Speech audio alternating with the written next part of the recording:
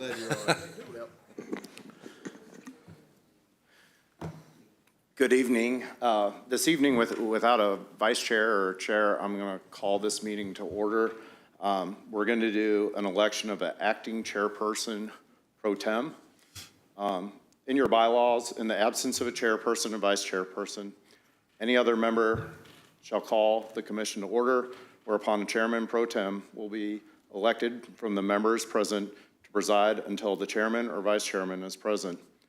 So with that being said, Chuck O'Day sends his hellos, and he's out. So he had this well planned in advance. His daughter turned 16 today, so it's her sweet 16th. He wasn't able to attend. Our vice chair was Miss Kathy Stepp. Her original obligation was here, but if you were following the news, she is now my boss. So she is doing a fine job at that. So with that being said, call to order. Can I have a roll call, please? Alderperson Denham.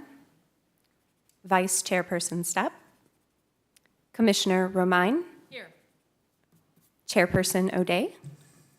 Commissioner Richards. Here. Commissioner Lloyd. Here. Commissioner Davis. Here. Commissioner Groman. Here. Commissioner DeYager. Here. And Commissioner Gore. Here. We have a quorum. Thank you. Once we have a nomination, it is up to each of you individually to either nominate a person. Once we do have a nomination, if we only have one nomination, that person takes it, we can proceed forward. If we have two nominations, you have a note card in front of you with a pencil. You'll write down your vote, and I will collect them, and we will count up the votes. Do you have any nominations from the board? I have one. Rick Davis. Do I hear any other nominations? Rick Davis, do you accept the job? Fate works in weird, mysterious ways. Yes, I do. Bring it on, baby. That's awesome. With that being said, no need for a vote. We'll record that into record. You're going to restart the meeting as you're running it. We have provided you some notes that are just a smidge different than what we sent out a little bit earlier. So Where are those notes? I'm going to hand them to you. Okay. In that case, we're going to start the meeting over. Please, since we now are beginning the second official call to order of this October 4th, 2022 Planning Commission meeting, I call this meeting to order, and we'll begin with a second roll call. Alderperson Denham. Vice Chairperson Stepp. Commissioner Romine. Here. Chairperson O'Day. Commissioner Richards. Here. Commissioner Lloyd. Here. Acting Chairperson Davis. Here. Commissioner Groman. Here. Commissioner DeYager. Here. Commissioner Gore. Here. We have a quorum. Thank you, Nikki. At this point, we have a quorum, and we can proceed with the first item on the business, which is public comment. This is the opportunity for anyone here tonight who is not present to speak on one of the items on the agenda to come and ask questions or make a statement directed to this board for the good of our community. If there's anyone here that is either signed up on the computer in the hallway or has just shown up and wasn't aware you had to sign up, now's your time. Seeing no one here, we'll close public comment. Now, we're going to move on to the first item of public business, and that's going to be our public hearings. We have the skillful leadership of Mike with us tonight to take care of that. And the first item is going to be approval of the minutes. Has the commission, all members present here to vote, had a chance to review minutes from the August 2 meeting? And if you have and have comments or concerns regarding those minutes, now's the time to speak up. I will now entertain a motion to approve those minutes. So moved. Second. Motion to approve and a second. That was Groman and Romine. Let's have a vote. I guess we do a roll call vote on minutes. Please, Yes. Nikki? Commissioner Romine, Yes. Commissioner Richards, Yes. Commissioner Lloyd, Yes. Acting Chairperson Davis, Yes. Commissioner Groman, Yes. Commissioner Dieger, Yes. Commissioner Gore. Yes. 7 votes yea, motion carried. Thank you very much, Commission. We're going to now move to the second item on our public hearing portion of the agenda tonight, and this is a request for a zoning change. This zoning is currently low-density residential, LDR, and it's requested to be changed to conservation, CON, for a property located at 300 Lake Drive, Branson, Missouri. May I have a motion in the affirmative to bring this item to the table? So moved. Second. Have a motion, Groman. Who was my second? Gore was my second. Now we'll turn it over to Mike for a staff presentation. Thank you, Mr. Chairman. This staff report will cover item number 2, which is the zoning LDR to conservation for 300 Lake Drive. Also, this presentation will cover item number 3, the special use to operate a campground and vehicle park. We will vote on these items separately, and the chairman will take us through that when we get to that point.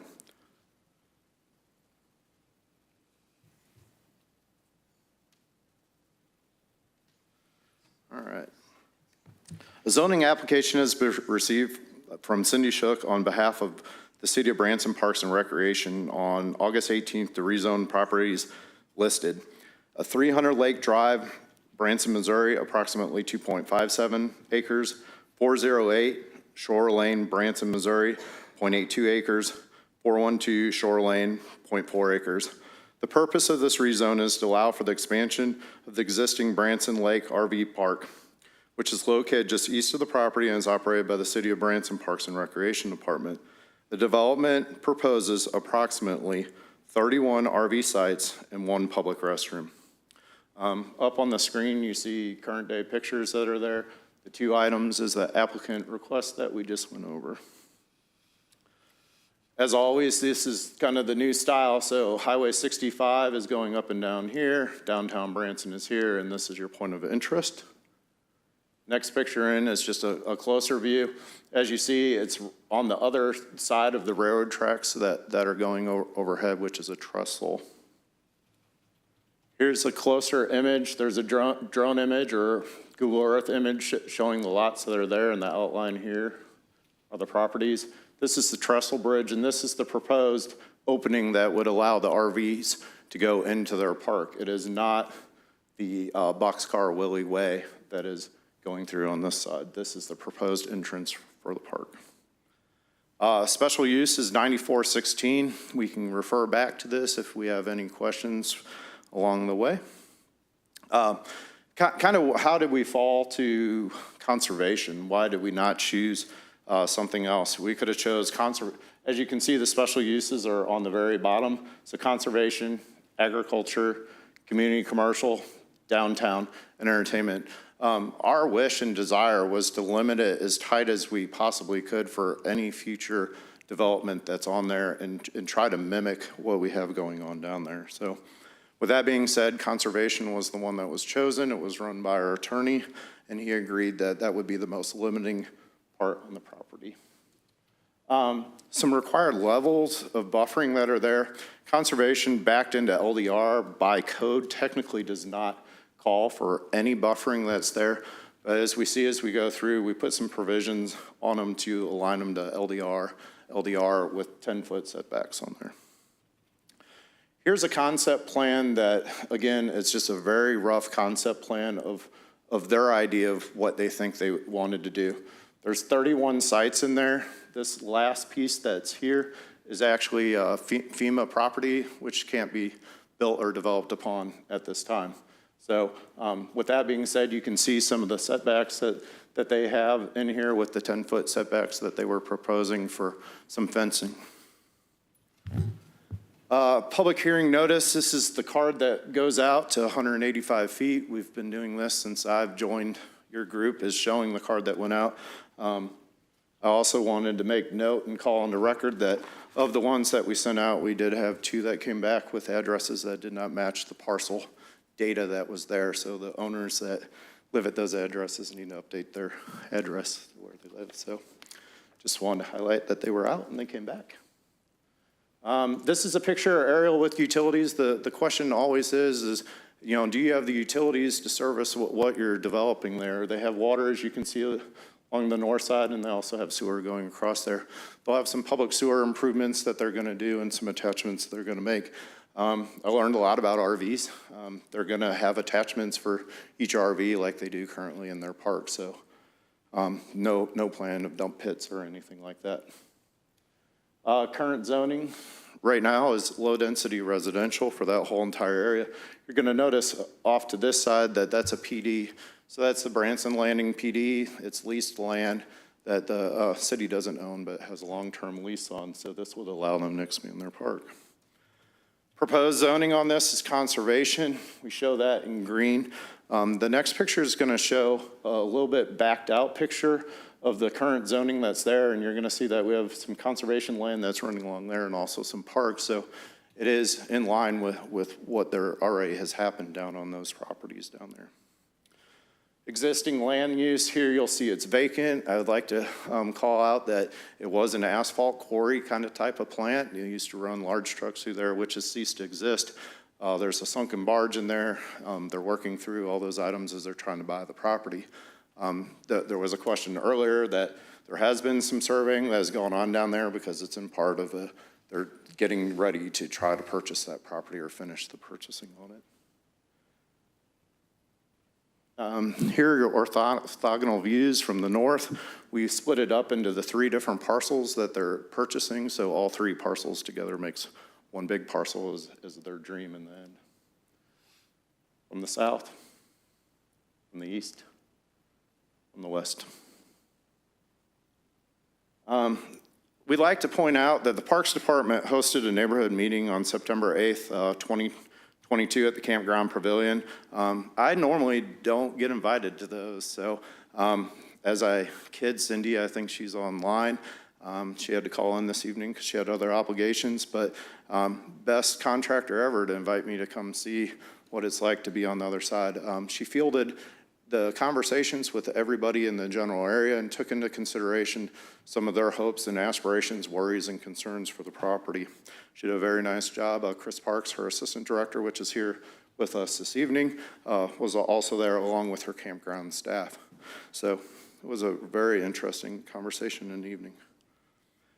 I bring this property here, or this picture here, is because I had a hard time realizing where each individual person worked, if we have any, or lived, worked, was concerned, wanted to talk about streets, but I thought it was really interesting to see that this is your big one, which is 300 Lake Drive, and then your Shore Lane properties that are here, and these 2 are actually connected together as one continuous parcel. So if anybody has any concerns or wants to talk about it and show where they live and that. So this is just a small rendering that they originally started with before the Public Works Department started to do a little bit of the infrastructure study of will it work, will it not. It's a concept plan, just like any other concept plan that we would see. Back to that original picture for reference. Rezoning and special use, the existing conditions are vacant, former Table Rock Asphalt Company that we went over. Community Plan 2030 preferred land use is a medium density residential, and I found that rather odd, so I blew it up. So when that went through, although it's LDR, if you look, the coloring has changed on there, and it is actually medium density residential is the true vision of the 2030 plan. So I just want to point that out. SU, campground and vehicle park. So these are the following conditions that we put on the property. It was in your packet.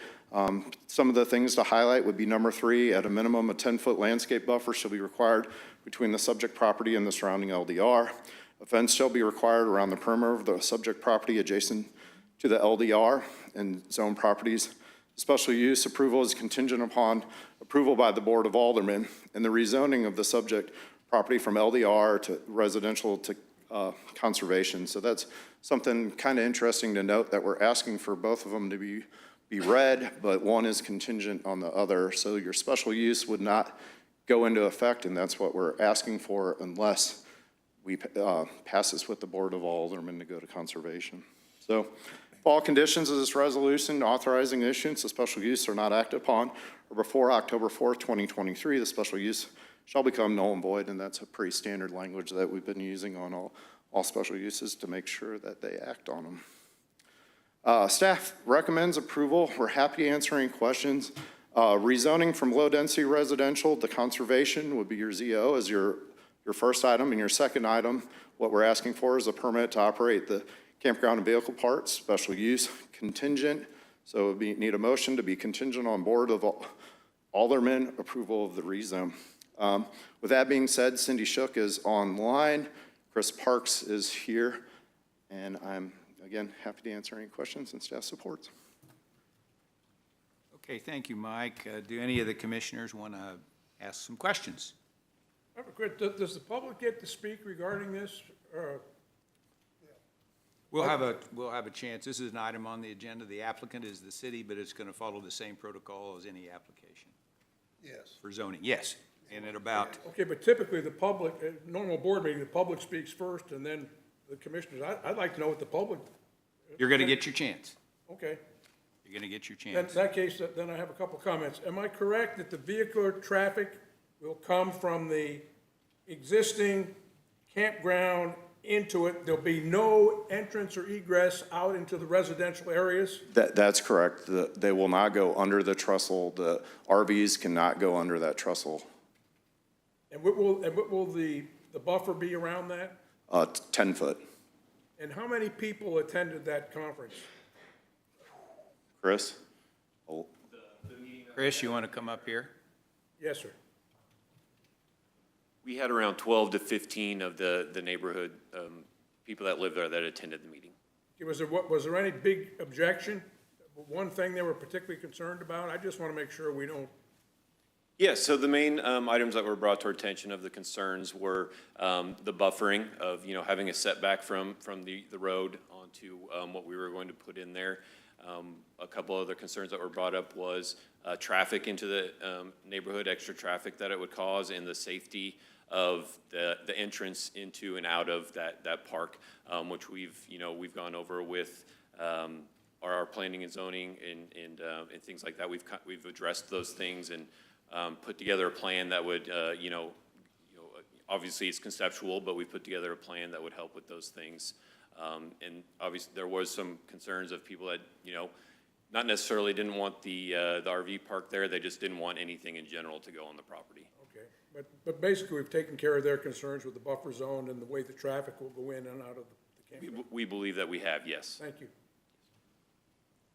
and for the record, when you do call for public input, we received a letter late before the packets went out, which I will read in the record from Matthew and Catherine Kendrick. Okay, you can wait on that. Yes, sir. Any other commissioners want to ask a question? I have a couple questions for you. So there are 3 separate parcels. We're dealing with this in not 3 motions, but a single motion. That's correct. We're good with that? Yep. All right, for zoning, and those same 3 parcels are going to, are they owned by the same entity? They will be once the city of Branson owns them. Okay, all right. So the ownership of this is contingent on the rezoning of the property. All right. Can I ask a question on that? Please Okay, do. so of the 3 parcels, the one on the west side that we are not going to develop, that one. Yes, Why sir. are we buying that if we're not going to develop? We already own it, so it was FEMA land. The reason this is LDR down there is that there's actually an abandoned house on one of the properties that needs to be brought down also, so. I noticed in the overview, there's 2 docks off of that piece of property. That's correct. Who owns those, or what are we going to do with those, or what's the purpose? of those? The applicant did not bring it up or say anything about what they were wanting to do at this time. I think that's probably contingent on the core, and there's a buried barge that's here. There's quite a bit of work to do there. So the city's responsible for the barge, or are they gonna require the land seller to get rid of the barge? They're working through that right now. Working through that? Yep. Okay. Would you remind us a little bit more on the buffering regulation of what that buffer's going to look like for the folks that might live adjacent to this? Sure, absolutely. So Vegetated, non-vegetated? it'll be Tell us about it. vegetated. There'll be a fence. They plan on leaving as much natural as that they can that's there. As I kid Cindy and them, they have a nice budget to put in a lot of trees. So they have the ability to put in 1.5 inch trees to replace anywhere that they don't have vegetative state or the quality of the trees, and I think they'll do a nice job with that. Canopy would be good, but there also needs to be some shrubbery and stuff so that there's visual blockage for those. Correct, and when they go through a true actual building permit, that would go ahead and be So the taken into right. buffering guidelines do include. It would be L1, yep. Any other questions or comments from the commissioners? Okay, now I would like to invite any individuals in the public who would like to come down and speak regarding this item. How many out here would like to come and talk to us about this item? We have two. We'll have, is that Michelle? Come, ma'am, you can come first. We'd like to give you a 5-minute opportunity to speak to us and ask questions. I have not heard anything addressing the ramp for the boats. They always, Excuse me, would you please state your name and your address for the Judy record? Gibson, Okay. 308 Christopher. Okay, And thank I you. own from Christopher on Moore to Lake. So my back of the property will be on, looking onto what they're proposing. I do not hear anything, what about the ramp the people use for the boats? There's a lot of boats, trucks, and all that kind of stuff parked out there. The ramp that's currently used? Yes, by the Yes. public, Okay. by the public. Mike, Chris, you want to address that? So the ramp that's actually in use right now is not the subject property on there. It's on this side over here. It's pre-existing. So, ma'am, the motions that we're dealing with do not deal with that. And I'll need your name in Okay, yeah, come back up. Because when they go through that area to park their RVs, they will be going right there where all the trucks and boats park. That would be an issue for our planning staff to address. How would you address that? The concern that, she raises a concern that the ramp causes a conflict of ingress and egress for the boat traffic, the trailers and so forth. I'm going to ask for our engineer of Public Works, Mr. Keith Francis, to come up. Welcome, Keith. Dr. Davis, members of the board. When we looked at this at first, there are some parking stalls where the boats currently, and boat trailers, trucks and boat trailers currently park. We will restripe all of that, so there'll be a dedicated ingress, egress out of there. And there will be a couple boat stalls, or I think there might have been 3, wasn't there, Mike, that we will lose at that boat ramp there. But we will restripe all that to make the ingress, egress easement there. Have you had a chance to look at the actual entrance itself? Will it align with kind of it's hard to visualize it now because it's fenced off, and will it change? It'll almost go through the center of those 2 pillars that the Pillars. railroad is currently on. Yes, sir. Do you anticipate needing any curbing or anything like that? Don't believe so. No, don't believe so. Does that help to answer your question, ma'am? No. You have a concern that there's going to be a conflict there, and you've raised it, and I think it's been heard in the planning commission. We have put together just a very preliminary striping plan, and everything we've looked at looks like it will work. Do you feel as though that the concern that this citizen has can be addressed by proper engineering? Absolutely. We're going to be adding stop signs, yield signs, and designated turn arrows and striping, you know. To my knowledge, I don't believe it's going to be a concern. All right, thank you. We had another person. Please come forward. Sorry, please do state your name and address. My name is Thomas Harrison. I live at 414 Shore Lane, Okay. which is right adjacent to the 412 property, which is the green, I think it was colored in green. I guess if I had a pointer, it would work better, but I'm actually adjacent. Yeah, I'm right against this property here. I'm right here where the line ends. So I know this is FEMA property originally, mitigated property. And of course, I had asked Cindy, I'd already talked to Cindy a couple of times concerning this because we live so close to what's going to prevail here, it looks like. And we had only asked that, I know the FEMA properties, we hope to have a buffer there from my house because I recently moved here only about 5 or 6 months ago in the residence there. And, you know, nobody wants an RV park by their house. I mean, I don't have nothing against RV parks, but I don't want it in my backyard, basically. So, and I think all of you would agree with that.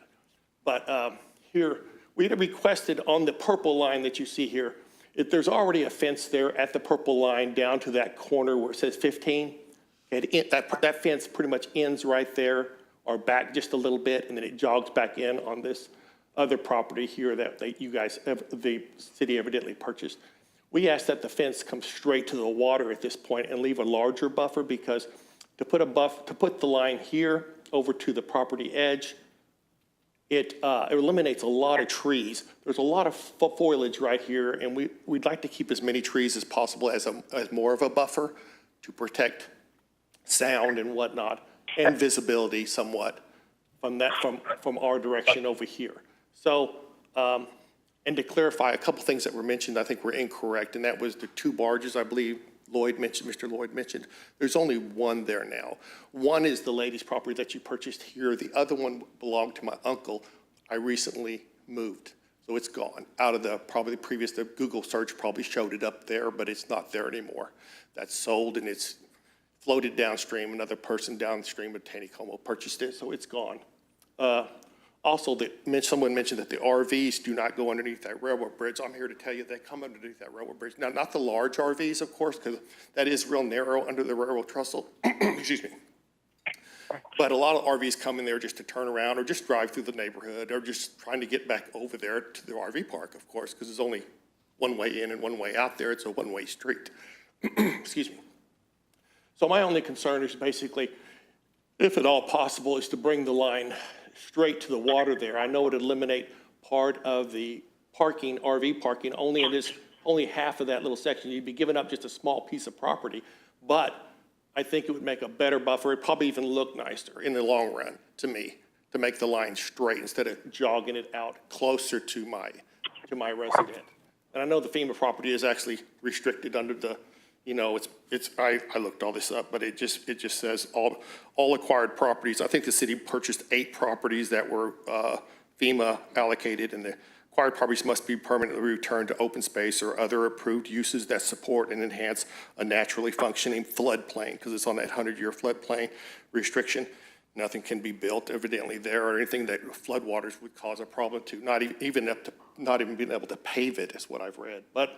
But either way, that's my concern, is just to get, and I don't know, I know Chris mentioned the fence, or one of the other gentlemen mentioned the fence around there. I know that's a chain link fence coming down there right now with a lot of brush and growth on there, and that's nice as a buffer, but I don't know if they're going to plan on removing that fence and putting a larger fence or maybe a wall. I don't know if there's anything mentioned of that yet, if they've even gone that far with it. But that was, Okay. I know I said a lot here, So, but. yeah, so our process tonight has to do with zoning. Okay. And with the use. Your issues are coming later on in the process. You see the people to talk to, and you need to keep an open line of communication. I'm sure they'll address your concerns and balance the city's needs, the public need, and your request. Okay. Thank you. Sounds good, thank you. Mr. Chairman, can I ask you a question?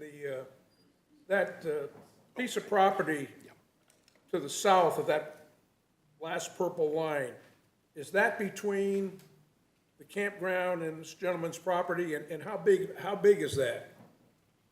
That seems like a pretty good buffer zone. I'm just curious. That's a full-size lot. It's a full lot, it's about It's a 40, full lot. 40, I get, it's about maybe 30 yards, 30 to 40 yards. to my 40 house. yards, and that'll be, and your house is the other side of that. Right. So there'll be a 30-yard buffer zone between, There to that purple line is about 30 to 40 yards. okay, so there'll be a 30-yard buffer zone between those. Currently, the way it's scheduled now, that's about a 30, 40 yard. That's a heck of a lot better than some of them are getting up the other I end. mean, agree, I it's- agree. Our issue is not buffers tonight, Commissioner. Sir, I know what it is. All right. Please, don't start. Any other questions? Please, Mike, you want to? Thank you, Tom. So I'm going to read in the one that came, so I'll hand this out too for you.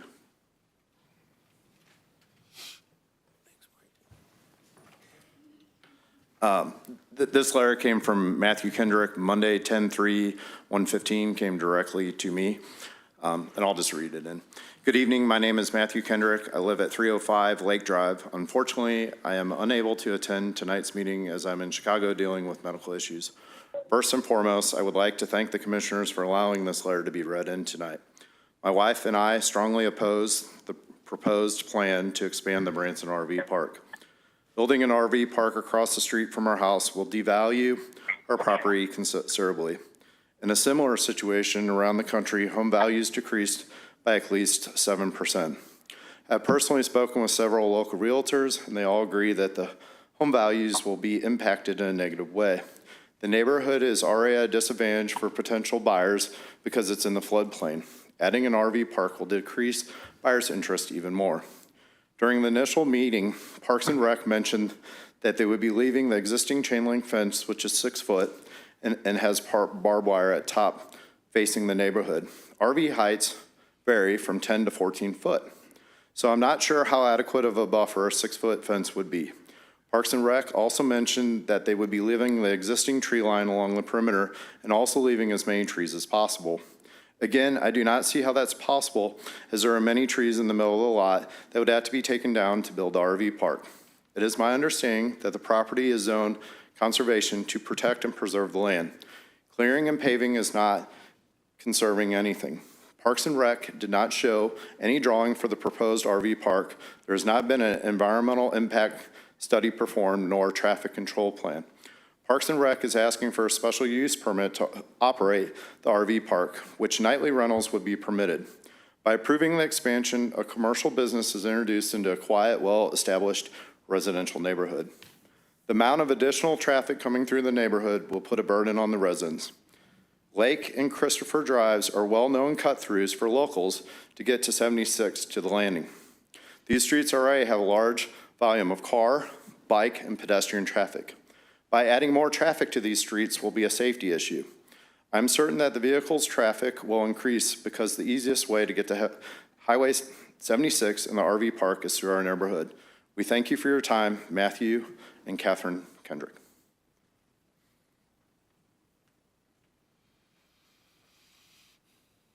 Thank you, Mike.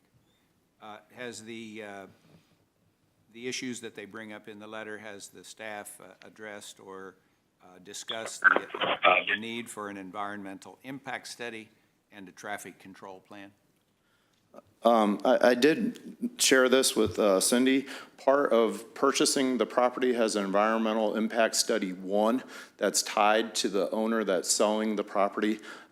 As you've heard from Keith Francis earlier, they're starting the beginning of a traffic study and what that would look like for outside of the property. Sir, can I ask a question? Please go right ahead. Is there any reason I have, Man, that is good timing. There you go. apologize.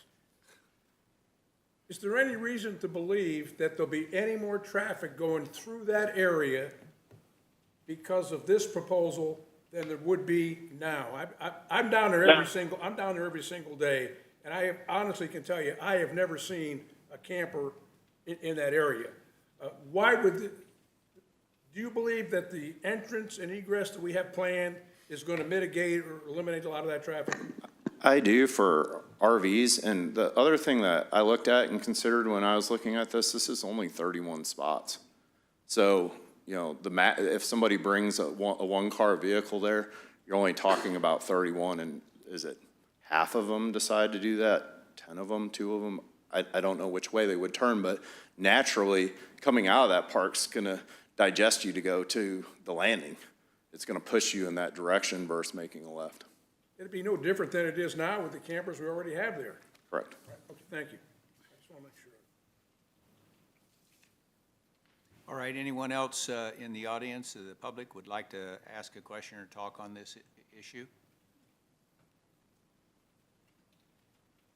Any other commissioners want to ask question of staff or Ms. Shook, who apparently is on line? Commissioner Lloyd? Yes. Chairperson. Excuse me.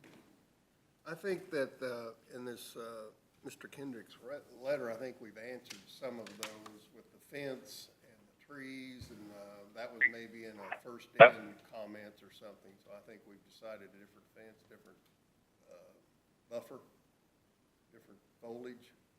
The traffic part that we've been talking about, I think with some curbing and signage, I think we can control that to the most part. Cindy, are you there?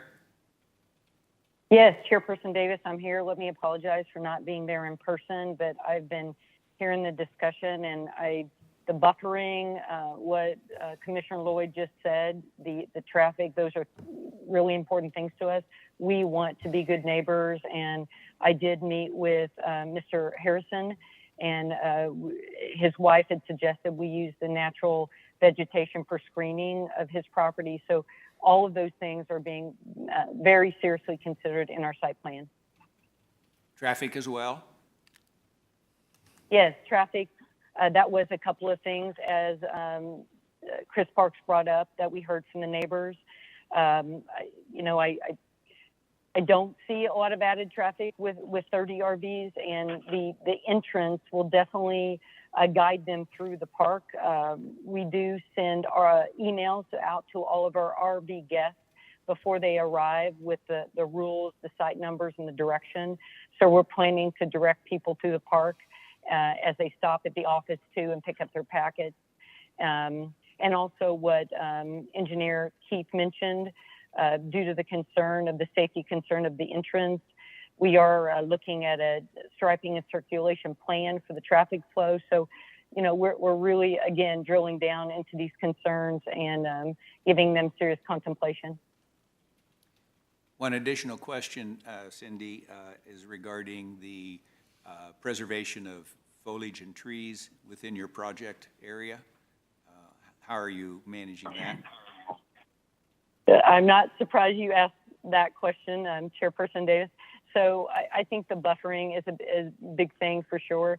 And so while we want to keep the fence came up, we want to keep the fence, the existing fence. And if you drive along there, there's quite a bit of vegetation and already on that fence and trees.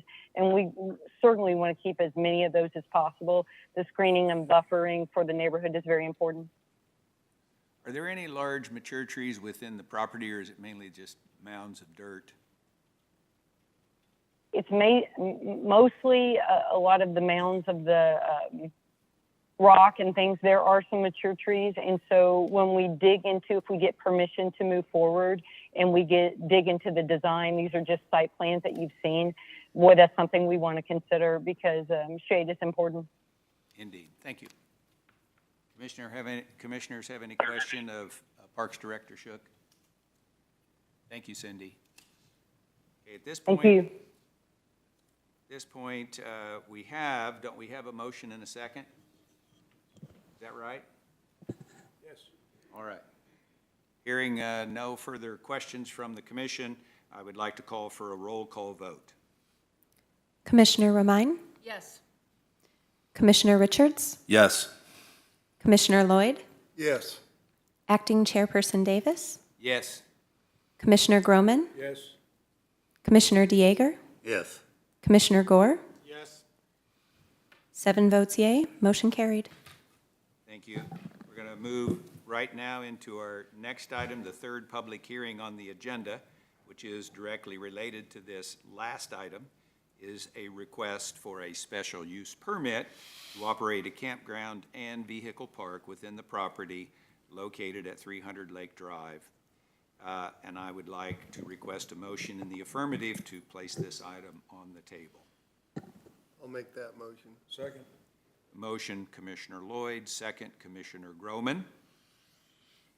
At this point, I would like to ask Mike to finish or to review and expand upon the presentation regarding a special use permit and the commission's role in that. Absolutely. So the commission's role is granting the special use as we went through in the very beginning. I'll get us there really quick. So as you see, the ability to operate a campground and RV park is limited by special use throughout the whole city, no matter what zoning district it is. We went after conservation to help the applicant get to where they want to be. You're granting that, and the special use will allow them to operate a campground and vehicle park. More particular for the Parks Department is they're not looking at actual campground, they're looking at RV sites. So no tents at that time. But with that being said, we are asking for your motion to accept it based on Board of Aldermen accepting the rezoning from LDR to conservation. Thank you. Commissioners, do you have questions of staff? A comment. Please. Being pretty familiar with that property, going back decades, was operated as a gravel pit with gravel girty there, and the way it's looked for the last 8 or 9 years, this campground, if it's run the way the city currently runs their campground, is going to be a vast improvement, and I honestly can't see where it would not improve property values rather than deprove them if it's done like I believe it's going to be done. Good point, Commissioner. Other comments or questions? I would concur with those comments too, Mr. Chairman. I think it'll be an improvement. That current look of that property is pretty ragged. Did it get recorded? Excuse me. Yes. Yes, it did. Did you hear him? Yes. Thank you. Okay, are there any other comments from commissioners? This is a different but related item, and it's now time for the public to come and questions, make statements regarding the special use permit. This is a permit that the commission approves to change the use or give this, the city ultimately the right to operate a campground. No one here. Any other questions from the commission? One more time.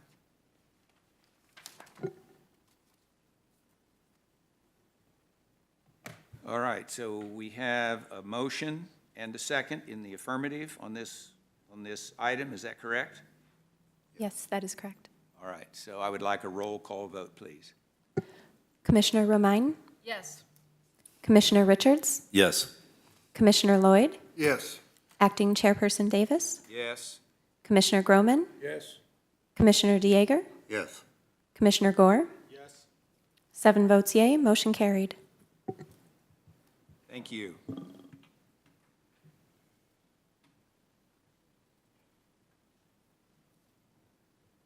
All right, and so now we're moving on to a special use permit, the fourth item on tonight's public hearing. And this is a request for a special use permit to operate a shelter care facility within property located at 215 Veterans Boulevard, Branson, Missouri. In order to take this motion before this commission, I request a motion in the affirmative to get this item on the table. So moved. And a second? I'll second. We have a motion by Commissioner Groman, a second by Commissioner Lloyd. Now we can proceed with staff presentation. Yeah. Good evening, Jennifer Thompson, City Planner. So yes, the next item on the agenda is for a special use request to operate a warming and cooling shelter care facility at 215 Veterans Boulevard. Before we get into the request, staff would like to be open and transparent regarding the postcard notice that was sent out to the property owners with 185 feet of the subject property. So this slide that's before you is the postcard that went out to those folks. And so I guess it does say shelter care facility is how we described this use. And staff had an internal documentation error, is what we're going to call it, but in which a postcard was uploaded into our internal portal system, which is CitizenServe. And at that time, it was a different description where we had called it a warming and cooling facility only. And then after some additional thought and consideration, looking at the ordinances and things like that, we were trying to align our land use term in our ordinance to what's being proposed. So we revised the postcard to reflect what this says, a shelter care facility. However, it did not get uploaded into our internal portal system, so for that we do apologize. So to provide a little background for this request, a similar special use permit request was approved for this property in 2021. I think it was kind of caught there with the COVID stuff going on and different things like that, and some different provisions were granted. So as part of that approval, there were specific building code improvements that were required to be completed within 1 year. Otherwise, the SUP was going to be null and void. So as of February 2022, that SUP became null and void. So what we have before us is a new request for a special use permit to operate in a very similar way that was previously approved. So to date, we do have a new building permit in, that's for review, and it's been conditionally approved, and the only condition is that they get the SUP granted. So once the SUP is approved, the building code improvements are intended to be completed. So I also need to mention for the record that staff has received inquiries from some folks in the area with questions and concerns regarding the proposed use. They include the DBA, I believe it's the Downtown Business Association, Dick's Five and Dime, Edward Jones, and Mr. Robert Hewells with C1B submitted a letter of record that was part of your packet. So to get back to the slides, here are some aerials that just show the location of the 215 Veterans Boulevard. And just for reference, it's a two-story structure that on the bottom is Riley's Treasures that is to remain, to my knowledge, in operation. This would be on the second level. Here's just our code for a special use permit taken from our ordinance. Here's an aerial with utilities. We've got a sewer line that goes, looks like down the middle of that lot. So the current zoning of the lot is NC, which is neighborhood commercial. And to the north is neighborhood commercial, to the west, neighborhood commercial. To the east, across Veterans Boulevard, is commercial. And it's a mix of, I believe to the north, and don't quote me, but it looks like a residential use. To the south, looks like some kind of retail. You got Oscar's, diagonal from there, and then a car lot just across the street. So there is no proposed zoning. The zoning is not changing. It's going to remain neighborhood commercial. The existing land use is identified as commercial. So here are those views from the north and the south, the east and west. So like I mentioned, the existing conditions is, the existing building with the Riley's Treasures on the bottom, and then the proposed use is planned for the second floor. And our community plan 2030 calls this area out as the downtown district. So if the Planning Commission is supportive of staff's recommendation, the following conditions could be considered. And most of these are similar from the previous special use permit.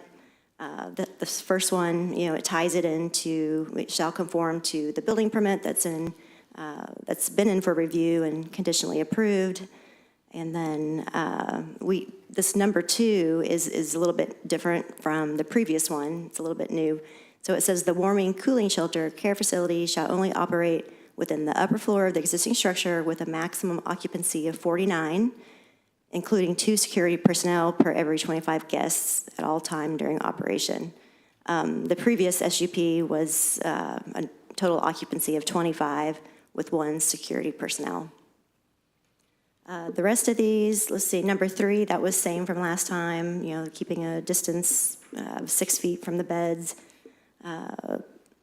The folks need to register upon initial entry and receive identification cards, things like that. Number 5 is different as well from the previous SUP. So previously, I believe they only had the winter hours, and so now they're adding in the summer, the heat hours. So the winter hours of operation shall be between the hours of 6 p.m. and 8 a.m., and only when the outside temperature is at 32 degrees Fahrenheit or below. So this is the new part. The summer hours of operation shall be between the hours of 12 p.m. and 8 p.m., and when the National Weather Service has issued a heat advisory for the area.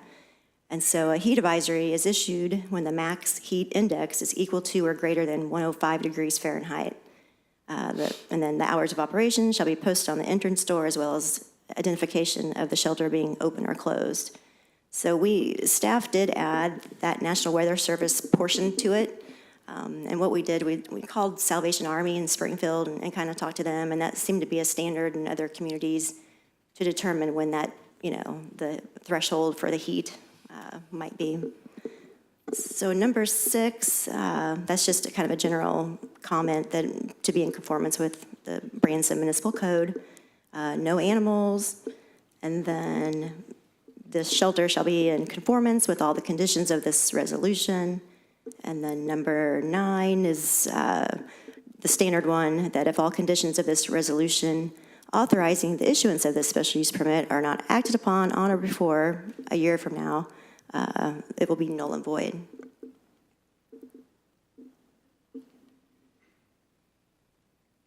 Yeah, and this next one was just a kind of an image of the National Weather Service heat advisory.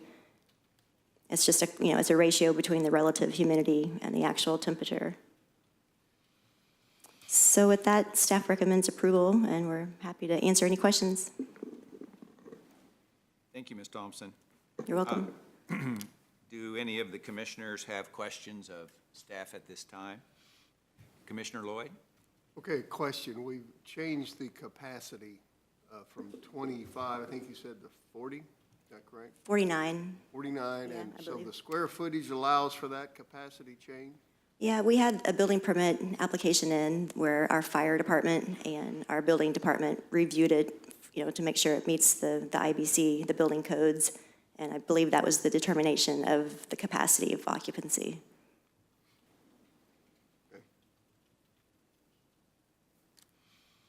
Commissioner Groman?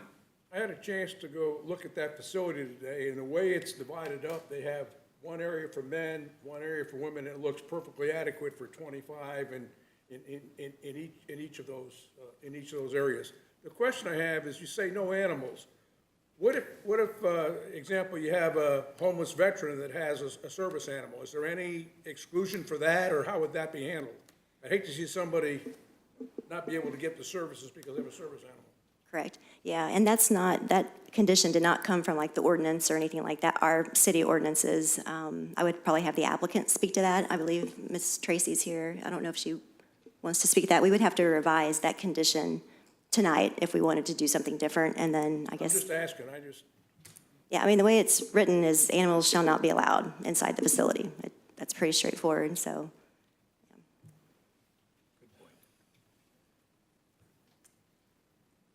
Commissioner Gore? Yeah, I have a question. So you said that the maximum occupancy would be 49. So explain that to me, including 2 security personnel per 25. So is the actual folks sleeping in beds 44? So 49 minus 45 minus the 2? Yeah, and I might need to guesses? get clarification from fire department. I don't know if Mr. or Ted's here Okay. and Mr. Reedy. So, under the municipal code that you have listed in here, what is this? Section 5, shelter care facility, point B, number 2. Says shelter facilities shall not exceed 40 beds. That's correct, and it's my understanding, I think Mr. Jim Meadows might be on the line, but I think that we have the authority to have additional conditions different than these based on this special use permit request. Like we can add a condition that might supersede the ones that are in the ordinance. Yes, I hope you guys can hear me. Yes, we can in the special use permit go beyond the ordinance. That's what the special use permit would authorize. So if you approve this, it would allow it to go to the 49 instead of the 40. That's just a decision y'all would want to make. Additionally, I don't know what the applicant was thinking on the dog or the animal issue. I will say that legally recognized service animals cannot be restricted by that zoning ordinance anyway. So even if we pass the zoning ordinance, Mr. Gorman, as it is phrased, and the special use permit, that would not prohibit an individual who has a legally recognized service animal from being able to take that into the facility. That's a function of the Americans with Disabilities Act, the way that would fit into it. Good answer. Thank you, Jim Meadows. No problem. Do we have a presentation tonight from the applicant, Ms. Thompson? Looks like she's headed up here. Okay, thank you.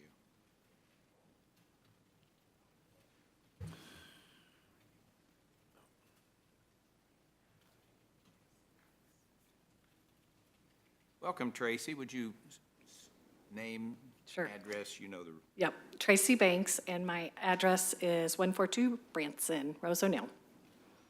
So I am here basically on behalf of the Warming Center. I know a lot of things have been thrown around this week, and just to touch base on the letter from Bob Hewells, I reached out to Bob one-on-one, as well as Mitch Holmes that had phoned in, because Mitch had been talking to a lot of our neighbors about shelter care facility. I think that wording was very confusing on the postcard as to what we are actually trying to accomplish.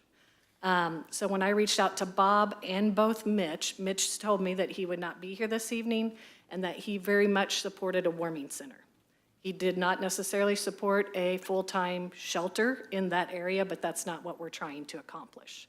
So I have spoken individually one-on-one with both of those men, and I feel like we were at a good point with where we ended that. Our shelter, the warming center, is just a touch base for us to reach out to the homeless. We advocate all year long at House of Hope, and so I just threw together a few numbers just of what we've accomplished this year with being able to be a first touch on the people that come in the door through the warming center. We have transported 21 individuals. So 21 individuals are not in the Branson area, but they are reunited with their families, or they are in a program where they have community support, with their family support, all of that. So we have done transportation, we have put 14 individuals into sober living, and 41 individuals into housing. So I understand everybody's black or white on homeless and the population. And I understand that there are mental health issues, substance abuse, we understand all of that. But in order to get a touch on the people and try to get them to not be homeless, this is the perfect opportunity for us to reach out to them. And so I've brought several different nonprofits in the area. I don't know if they want to speak on behalf of that. I know we have several business owners here that equally would like to speak on behalf of it. So I think it might be best if we open it up to them and they can voice their concerns, and I can try to help them understand what we're doing. Okay, then you may want to stay there. Sure. First of all, though, Commission have questions here for Tracy. I do. Yes, please. Commissioner Romine. Is there any merit to these complaints? Are there people in the alleys defecating, things like that? No. So No. And, they're and I do making- have some of our neighbors that are literally in our backyard that are sitting right here that I'm hoping are going to say, So none of that is true? no. No, and if it is, it's nothing I can control. I've only been doing this will be my 3rd year. These individuals were here before I opened a warming center. And if I close the warming center, they're still going to be here. So I'm just trying to help the issue, but that issue, I can't control what they do on Bob Huell's parking lot. No, I just meant We have never had any issues, and as a matter of fact, something I haven't talked about yet, which is huge that I think is needed, is I reached out to the police department because they drop people off all night long. the police bring them to you? Yes, and I have a police report that documents how many, like if it's male or female, and if they brought them to the warming center. And so the police utilize our facility all night long. 2 o'clock in the morning, when they pick someone up and it's freezing outside, they bring them to us. The hospital, whenever the hospital releases someone, they bring them over to us. So it's not just the whole community is utilizing the facility, and the police department, I would say, utilizes it the most. And do you have, my second question is, are these recurring people? Do you see them one time or 28 times? How many times do they come to you? I think we have both. I mean, I think we're always going to have people that are homeless. And With the same person, I meant repeat yes, person. so, yeah, I think, let me look. Last winter, we had 82 individuals that utilized the warming center. So that's separate individuals, And how many days were you open? 57. So we were open 57 days. Thank you. Yeah. Anyone else on the commission have a question specifically for Tracy at this point? You can stay there, yeah. All right. Would like to now invite other members of the public in the audience who have come tonight to speak. Can I have a show of hands of who all would speak? All right. Okay, we have quite a few, so 5 minutes. We're going to start right here in the front, work our way to the back, 1 and then 2. Please state your name and address and write your name and address for the record. Yes, sir. My name is Scott Hall. I operate the office immediately beside the warming center at 210 West Oklahoma, Branson. We're here to support this. We think that they do great work. We see it every day. They help people that really need to be helped. You know, we joke around that they do a lot of good at their office. Our office maybe doesn't do as much good, so it kind of evens things out. And you know, I just can't speak highly enough about the things that they do. We've never had any problems. You know, before they opened the warming center, we did have some issues. We had people that would crawl into our crawl space under our building and sleep in there because it was cold at night. We haven't had that since they started doing this. And you know, we're the closest ones to them. We actually split that alley with the entrance to the warming center. And I just think that it's really needed in this community. And like she said, they were here before. And, you know, anything we can do to help them, we will. And we fully support everything they're doing. Thank you. Anyone have a question of Mr. Hall? Thank you. Thank you.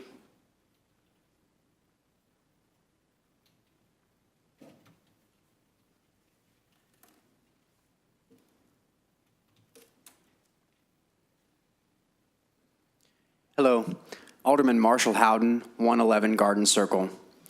I have a few brief prepared remarks, but I just want to say up front, you know, I've watched Tracy go through what can only be called like a journey of faith with this for a number of years now.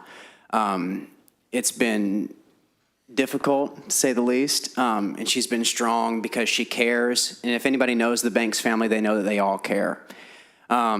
The reason I bring something like that up is because I think it's a little bit misleading when we use the shelter care facility, even if that fits the term in code. I think if we use that term, we need to use the parenthetical warming and cooling center.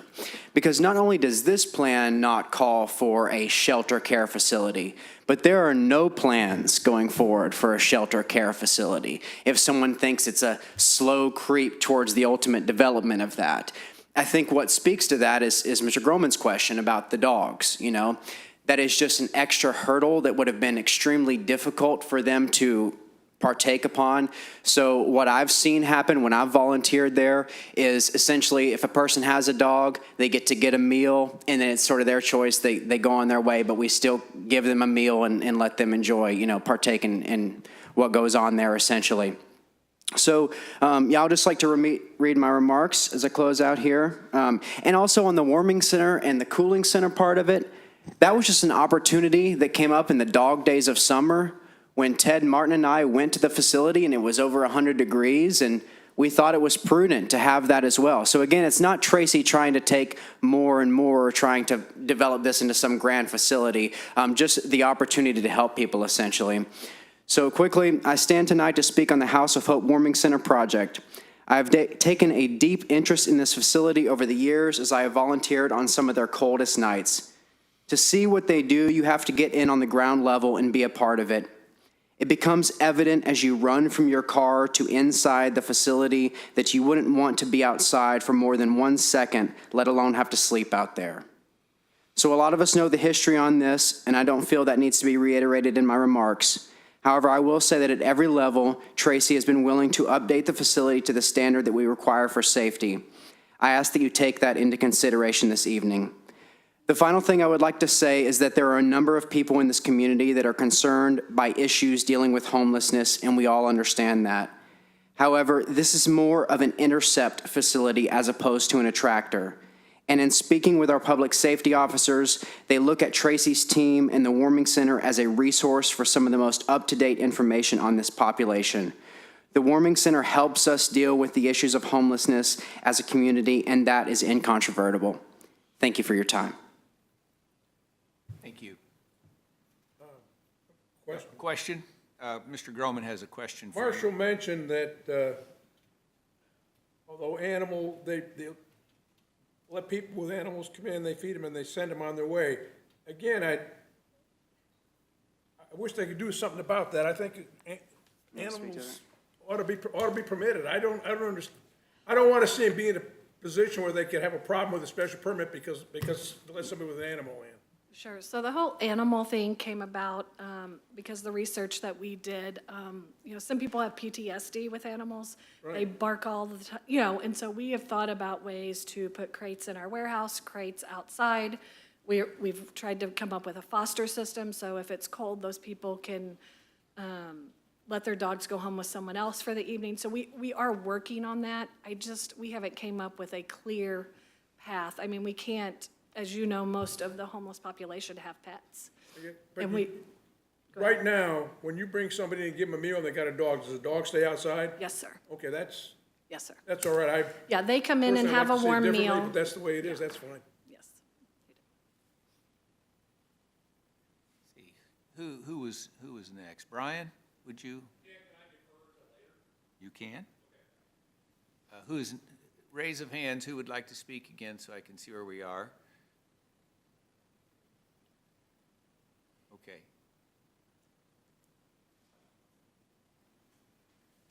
Steve, please sign in.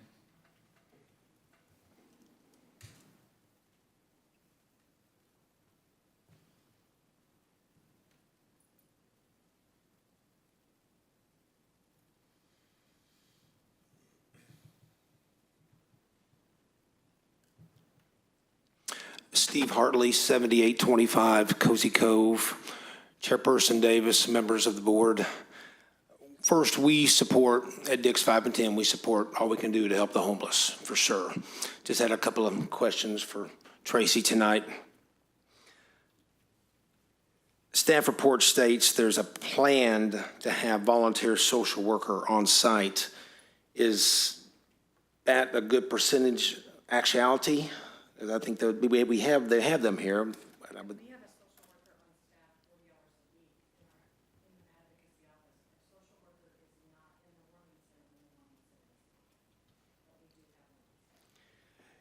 Is there any opportunity to have one there the entire time in the warming center or the cooling center?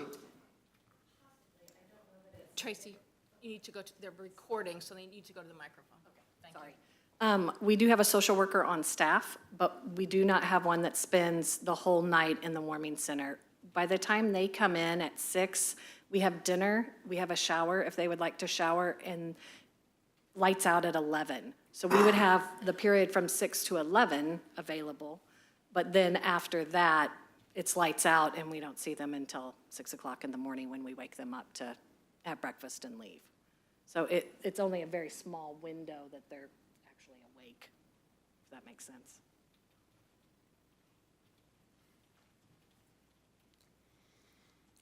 Just a thought, is there any public service time required to receive a day's meal or time spent in the shelter? Is that something to consider? I mean, the idea here is to hopefully get them to work and to have income to have a place. And if we're giving them some work, they may find something that's good for them. They then can maybe get a paycheck and then get their own place. I think the people that come into the warming center, we are already advocating for. So we are already working on those steps for that. But no, they do not have to work to come in and have a warm place to sleep and a meal. Absolutely not.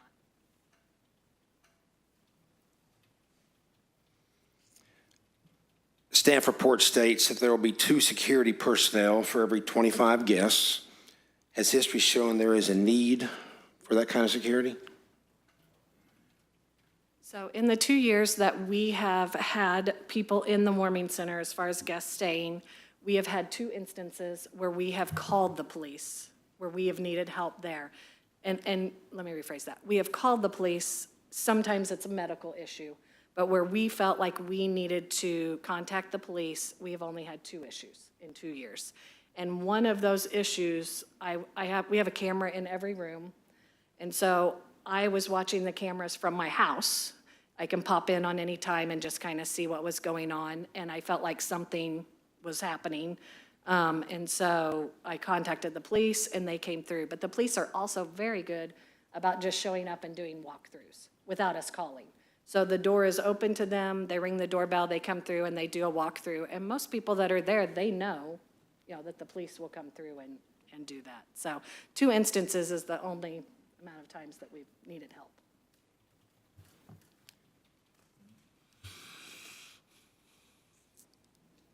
If the shelter center is not working as planned, who would do periodic, that kind of call, just in case it's not going as planned?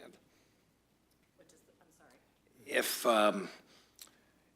there's issues happening, would you guys make the call whether to discontinue that? Our staff makes the call. Okay. Yeah, if they have any, is that what you're talking about? Yes. Issues while they're staying? Yes. Oh, yeah, the staff makes the call. And then issues around the community, if there's any issues with, just around the community, around downtown. Sure. I mean, you can always reach out to me. I mean, I'm at Riley's Treasures morning and night, so. Thank you. Thank you, Mr. Hartley. Yes, ma'am, please.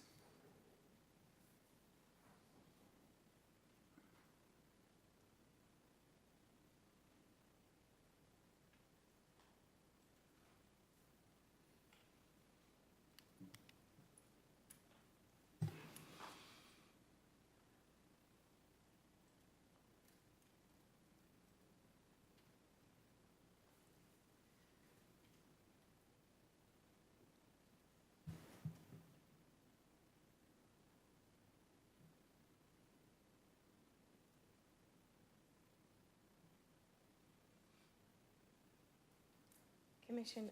My name is Jessica Luthart. I'm with the Downtown Branson Betterment Association, and our address is 205 West Atlantic Street, Suite K. I am here on behalf of some businesses that reached out to me from the downtown just to give some concerns. They were not able to be here this evening. So a couple of the concerns that I have been receiving over the last couple of days have been, number one, that there seems to have been this postcard notice that was sent out, but many of our downtown businesses say that they did not receive any kind of notification of the public hearing. So they were concerned that they did not get notification to be able to come and address any concerns that they have. The prior special use permit that was approved in February of 2021 allowed for 25 occupancy with 2 volunteers, security personnel. They've now increased it for this year's special use permit to 49 total with 2 occupants per 25. So they're only still doing 2 security personnel, and they've almost doubled it to 49 total occupancy. So that was a concern, that would there be enough to handle that many people? Would you like me to How go many do over you all have? the? How many do you have? I have a few more statements. How many? I'm sorry, I don't have my glasses on it. Okay. 5 more. Okay, well, hold on. Okay, yes, sir. Let's go back to number 1. Mike or somebody to address the nobody got the postcard. This is a common concern that we hear on the Planning Commission. There's only a 185 feet boundary. Please explain this. That is correct. The boundary is figured by ArcGIS. It's based on the parcel property. So the red outline that you had does that. It's an Excel list. It's actually been requested for open transparency. That's in the process for that. We do not post the Excel list at this time there out of sensitivity to people's addresses around the area, where one person could get the list and say, I'm going to call one to the next, to the next, to the next. So that is the reason for it. It is certified through ArcGIS at 185-foot radius. Yes, and this is common, and we're in compliance with it. We do rely on organizations like the DBBA to help get the word out to the members, because we don't want to exclude people, but we only can notify so much. And that is correct. And staff has spoken with Jessica throughout the week. So. You have, thank you. Rick, can I make a comment? Yeah, go ahead. Possibly, Mike. What, these notifications go just to the property owners? And she might be dealing with business renters. That's correct. So it's the property owner that is listed on Beacon at the time of selling. So if somebody has a wrong, as I brought up earlier, I believe Jennifer has one that was rejected back to us. So if their address or PO box has not been updated, it will come back to us.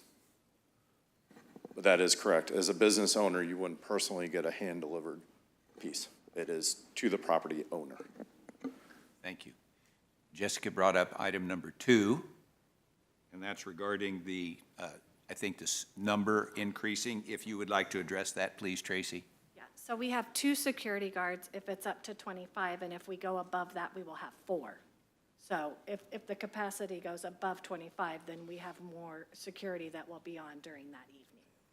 Okay, the special use permit. Please get Yes. close. The special use permit that is being requested today says 2 people for 49, as it's stated, because it says 2 people per 25, and if you're only going up to 49 total occupancy, you wouldn't need any other security personnel.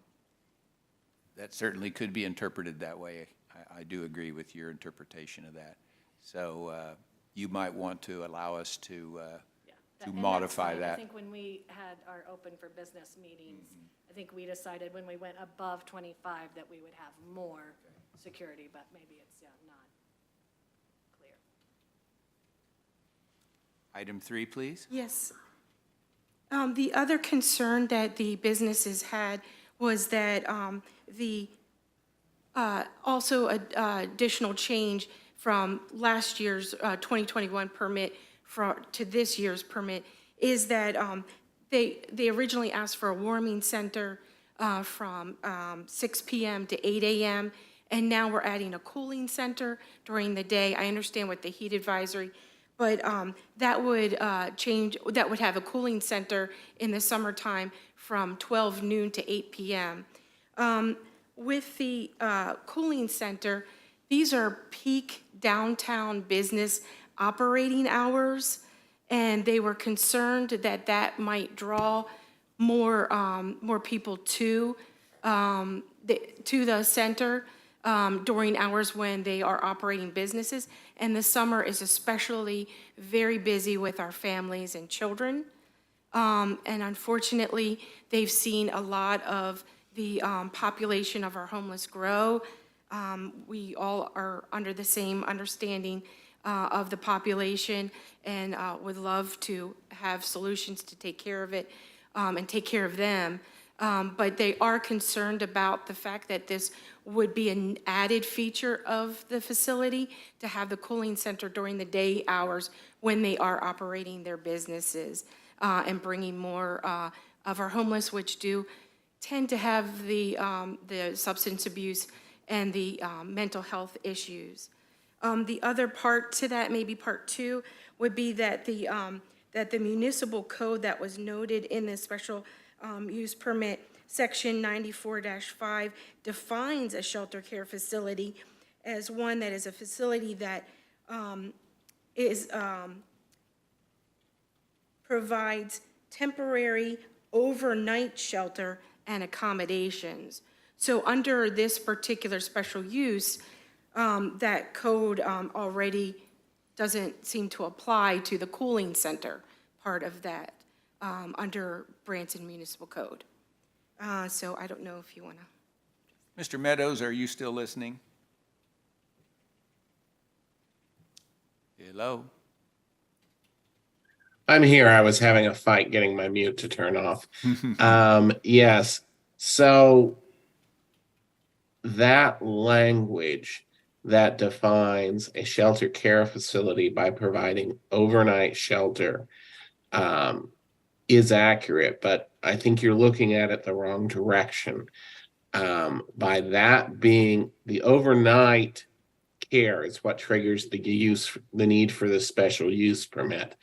Then an argument could be made that the special use permit wouldn't be necessary if all they were doing was providing the cooling shelter during the day. So the challenge here is the fact that it's overnight triggers the need for the special use permit. Because that language for the daytime shelter, the cooling center, is not listed in it. The more correct legal argument and approach to it would be that it is something that could be done in an applicable zoning district even without the special use permit. Thank you. Stay on, Mr. Meadows, yes. Commissioner Groman, do you have a question for Mr. Meadows? No. Okay, hold on. For Ms. Jessica? Yes. You question the cooling center operating during the day and possible interference with downtown business. Now, my understanding is the people are going to be in a cooling center that is in that building, which is pretty well separated from the active downtown business. I'm trying to get in my mind where there's a problem. These people are going to be in one place, and if you're going to have a cooling center, it's got to be in the heat of the day, or why have it? I believe that the businesses that approached me and asked me these things to present, they were more thinking that they do have homeless that come into their businesses that panhandle outside, and that they might use the cooling center as a stopping point to get cool, but it would not be someplace that they would be there for all 8 of the hours from 12 to 8 p.m., that they would use it as a cooling center to come in and out, but that they would be circulating amongst the downtown businesses. And there are several businesses that are shopping and walking right around that area. Okay. Just That's just what I was presented. You have more? Yes. Mhm. No, I'm done, I shut my mouth. Oh, Tracy, would you like to respond to Yeah, I Jessica's? just have one response to that, and I don't know if the downtown knew about this, but there was a church very close to me in proximity that opened a cooling center this summer. So I don't know if anyone saw an influx in the homeless when they had theirs open, but I know there were several churches that opened their door for cooling centers, and I didn't because I was already trying to do this. And so it already happened downtown. So if anybody, I feel like if no one saw any big influx, then it's probably not going to be, I think it'll be similar to what happened when that church opened their doors. and I think, Tracy, that you would agree that, I think that the downtown has seen an increase in our homeless population overall. So we're not saying that it's attributed towards one thing or another. We definitely have seen an increase in activity, some issues with them hanging out and approaching people.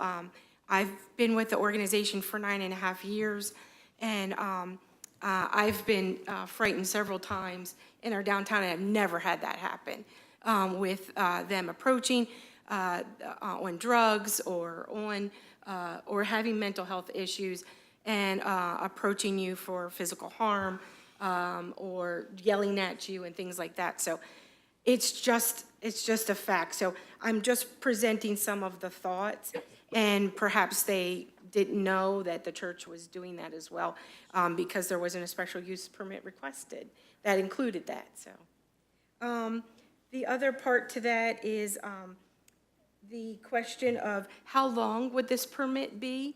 Would it be good for a year and be reevaluated and need to be renewed in a year? If the compliance was met for the building code, I understand that it'll expire at October 4th, 2023, if certain conditions aren't met. But if they do meet the conditions, do we come back and revisit this in a year? Or does a special event permit continue? And that's why we're here today. So if the organization gets the building permit and all the obligations there, it goes contingent with the property from this point forward. There is no timeline on it. We did not put any restriction for timeline. So it sits with the property from now till it's asked to be rezoned or taken off. Excuse me, Mike. Yes, sir. Please remind us why the 2021 permit lapsed. Basically, from my understanding, and Tracy maybe will help me a little bit with this, is that it started during COVID and it was virtual, and there were some concessions made by the city to say this, that, and the other thing. And then it kept going forward and forward and forward, and finally it got to the point where some of the regulations that we asked for were not completed. In particular, it was the fire suppression. And then that's why we're here today, or the building code and fire code. You say the building code and fire code elements were not met, therefore would you tell us about that, Tracy? I'd love to. So we filled out our special use permit, and again, I have not done anything like this before, so I did it a little backwards. But once I knew what needed to be done per the fire department, per the health department, per Ronnie and code enforcement, I met all of those within that year. I have the paperwork where the fire department had signed off on everything. I have the paperwork where the health department signed off, and I have the paperwork where Ronnie I have nothing outstanding with her either in code enforcement. What I did not do is I did not have Roy come do a walkthrough on my construction permit. Did I get an email that said your construction permit is going to expire? Yes, I did. Did I get another one that says it's going to expire? Yes, I did. I'm not doing construction. So in my mind, I'm done. Fire's happy, health's happy, Ronnie's happy. I really don't have anyone bothering me. And so that was where I thought we were at. There was no COVID talk whenever I filled out that special use permit, as there's no verbiage on there about that. There was no talk of fire suppression whenever we filed for that first special use permit. I did $25,000 to $30,000 worth of fire and different items that were asked of me on this special use permit on my first round. And I did not get my construction permit signed, or my construction completion signed off on. That's how I remember how that went. But did you open? Absolutely. You operated? Yes. But you weren't compliant? No, we were working through that first year. So I had the permit, and when it's open, you can be working on your things and through the first year. And so this actually brings Joel into this story a little bit, who I butted heads with from day one because I was doing it a little backwards. But once again, we got on the right track, and I didn't even realize that the special use permit stayed on your building forever. I had no clue. So in July, sadly, I called Joel and I said, Joel, I'm calling in July because I want to open in December. I'm ready this year. I'm doing it properly. And we both kind of laughed, and he said, you are good to go forever. Exact words from Joel, and I hope he is watching this. And I started crying, and I said, what? And he's like, yeah, once you get approved, you're good to go forever. I called everybody we knew that had worked so hard on this project and said, we're good. We got our special use permit. But I didn't get my construction. So me being fully honest like I normally am, I think that became a big loophole. And now I have about $200,000 worth of fire and upgrade to do to my building. And am I going to do it? I am. Because it does matter, and I understand the process behind it. But none of that was asked of me on my first special use permit. Everything that was asked in an email from the fire, from everyone, is check marked off. So I literally decided to go through the open for business, to start over fresh. And they're like, well, maybe we can figure something out. No, I don't want to figure anything out. I want to pay my $1,300 again because I want to do it properly this time. And here's where I'm at. I'm in front of you guys trying to follow the procedures that the city has set forth for me to do. Do you have an occupancy permit? Oh, it's gone. He's right there. John? Mike? I don't know. No?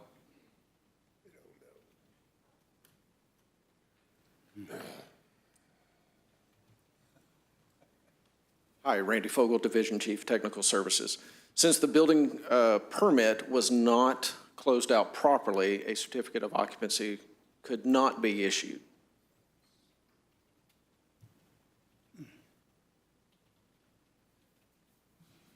Just out of a matter of probably protocol for this board, would you agree to a stipulation that until the certificate of occupancy certificate is achieved, that you can't do it?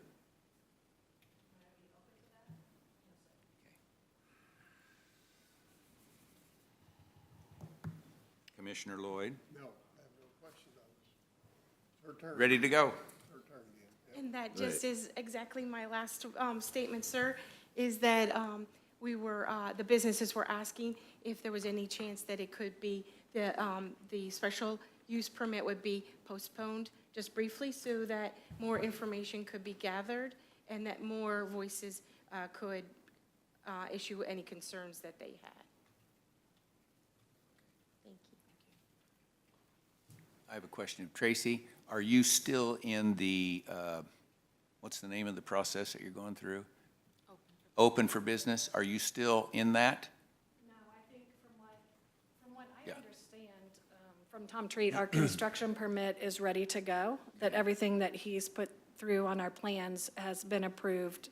I haven't started because I'm not going to start construction until I have a special use permit. But I think this is where we're at. Well, I don't know that, Mr. Meadows, Jim, are you there? I am, sir, yes. So from the lawyer's side of this, it seems to me we probably could issue a special use permit without an occupancy permit. Correct. The way this one is structured, she has to get the zoning issues correct first. which is the special use permit, before the building department can issue her the permit to do the work that would let her get to an occupancy. So she's got to do this step before the building department issues the permit for her to do the construction. And then if the construction is complete and signed off on, they're the ones that issue the certificate of occupancy as a function of that. So it's a two-step process. Thank you. I think Chief Martin has come to solve our problem. Good evening, Board. Ted Martin, the Fire Chief and Emergency Management Coordinator. I changed seats to jump ahead of everybody else in open transparency. I have a whole bunch of notes here that are not in order. I want to go through a couple of things to share with you. As I said, that my role serves as Fire Chief and Emergency Management Coordinator. So guess who gets called on severe cold weather nights and extreme hot weather days? What are you going to do about sheltering? And there are shelters available on the Missouri website through SEMA, State Emergency Management, and there are places in town to go.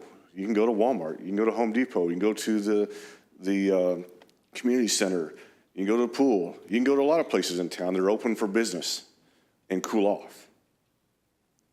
Or you can go to this location and be in one location that provides services for people to maybe step up a notch in that. Same thing with the warming center. I want to share with you, historically, we had the warming center at Salvation Army for many years, and they operated in a very same format in a place that was zoned right. It was the right use group. I want to use those two key phrases, zoned and use group. I'm going to come back to that in a minute. The Salvation Army during COVID lost staffing and personnel and funding and was unable to operate that, and Tracy Banks and a few others stepped up to make that happen downtown. And it was kind of a, what can we do as a city to do something for a very small amount of people, less than 25 people per night. And so that historically moved to House of Hope. Now we go into current code compliance for a use group, not the special use group. There was a business there, business use group, and we're transitioning into a center, and I agree with the comments made, not a shelter. It is not a 24/7 shelter like maybe up on Commercial Street in Springfield. It is a cooling center and a warming center, providing a service that our staff and fire and police can take people to for about 20 or 30 nights a year on that. And so that use 20 or 30 nights on the warming side? Yes. And on the cooling side? She hasn't done it yet, Yes. so we're just, I'm But going to tell you. But your guess. Yeah. I'm sorry? 105 degree, your guess on 105 degrees days. Well, she hasn't really officially done that yet. She told me people just come in, and I agree with that. It happens. She provides a service, or her staff provides a service for that, to help those people beyond just getting cooled off. So we run into the current code compliance to change that use group from the B use group into this type of facility. You do have to come up to code compliance, and there came that very big expense of a sprinkler system in there. And that's not, got a contractor in here, that's happened before. When you change use groups, you come up to current compliance. If you change the need that drives a sprinkler system, it does that. So she made great progress with the fire alarm, fire extinguishers, the health code items, building code. We have better egress now. And to address the occupant load issue, we talked through that because she was averaging, as I understand it correctly, kick me if I'm, or tell me if I'm wrong, don't kick me, because she will. She's averaging maybe 18 to 20 a night plus staff, but we didn't want to limit that when the occupant load allowed it to be a little bit higher. And she had staff and funding and resources to do that in that facility for a whole. Let me run through some notes here. We've already talked about the term shelter care facility. It is truly a cooling center, warming center, but we had to find something that fit for y'all to work off of. And I think the staff, the city staff did that. Talk about the opportunity to go other places. I just mentioned open businesses and places that maybe if I want to cool off, maybe I want to go to the pool, or maybe I want to go to see a movie, or I can do that. I can pay for that. These folks can't. This is a facility that's designed to meet that demographic group for a very short time period. The calls for service, I did pull fire and police calls for the last 3 years on the property, at 215 and 217. And what she represented was very accurate in law enforcement and fire both. It's, it's primarily a law enforcement thing, but in 2022, this year, there were 2 documented calls for service in January, 2 in February. That's not unrealistic for us in different properties like this across even the permanent housing motels that we have. For example, this is very, very low.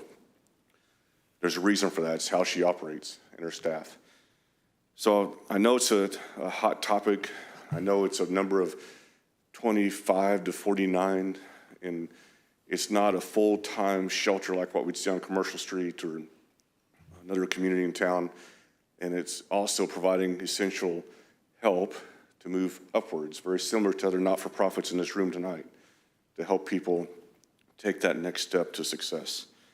I hope that didn't muddy the water. I wanted to share some thoughts from our perspective. The emergency services, we do communicate with her. We have provided the ugly word of a sprinkler system, but she hasn't kicked me down too bad yet. And they've done good work, and I appreciate the time to, I caught this was happening with our staff, so I kind of jumped on board and got with Alderman Howden, and we went down and got an earful from Tracy 2 or 3 times, and her staff keeps laughing. I'm doing that on purpose, but there's purpose for it in what they're accomplishing. Not perfect, nothing is, but it's a step to keep things confined to an area, to keep it controlled, to provide services, and do better. Questions for Chief Martin? I have one. One comment is that if you were given up on sprinkling, I was going to be shocked. You're correct. Okay, your personal opinion on the security personnel, 4 instead of 2, necessary by raising the occupancy load? Tracy and her team is what came up with that. They agreed to the 2 when we were at that 24, 25 occupant load. So when we talked about increasing, she said she would increase that voluntarily. That's part of their methodology, their staffing plan. And the Salvation Army would have done the same thing. They had a very strict rule from corporate Salvation Army on separate locations in the building for male and female, X amount of volunteers per male and female. And that was one of their challenges. They were just struggling, not just funding, but getting people to volunteer. And House of Hope has that volunteer staff currently. Thank you. Next, please.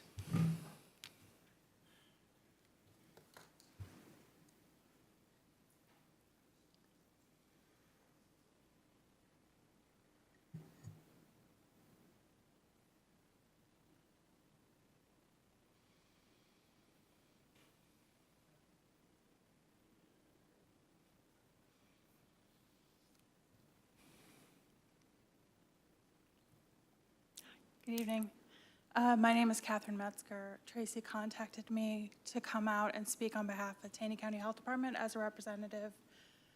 In my position, I oversee our Environmental Health Division, which is responsible for food service and lodging, both of which at least run parallel to this facility, and then our community outreach and education. And so I kind of wanted to bring some perspective from a public health standpoint to this conversation, and then also to draw attention to the avenue they give us to do outreach among this population and provide some health services and health outreach and education. So the CDC has got many resources. They do identify extreme weather, including extreme heat and cold, as a high risk for permanent disability and death. The more concerning of those is typically heat, because heat stroke then can lead to permanent disability and death. So I'll just repeat myself a few times probably. When you start looking at vulnerable populations that are specifically at risk of this, we're looking at children, we're looking at elderly, and we're looking at people who have chronic diseases, which are going to be at a very high risk in this homeless population because they're going to have untreated health concerns. And so we're looking at a population here that is more vulnerable to extreme temperatures.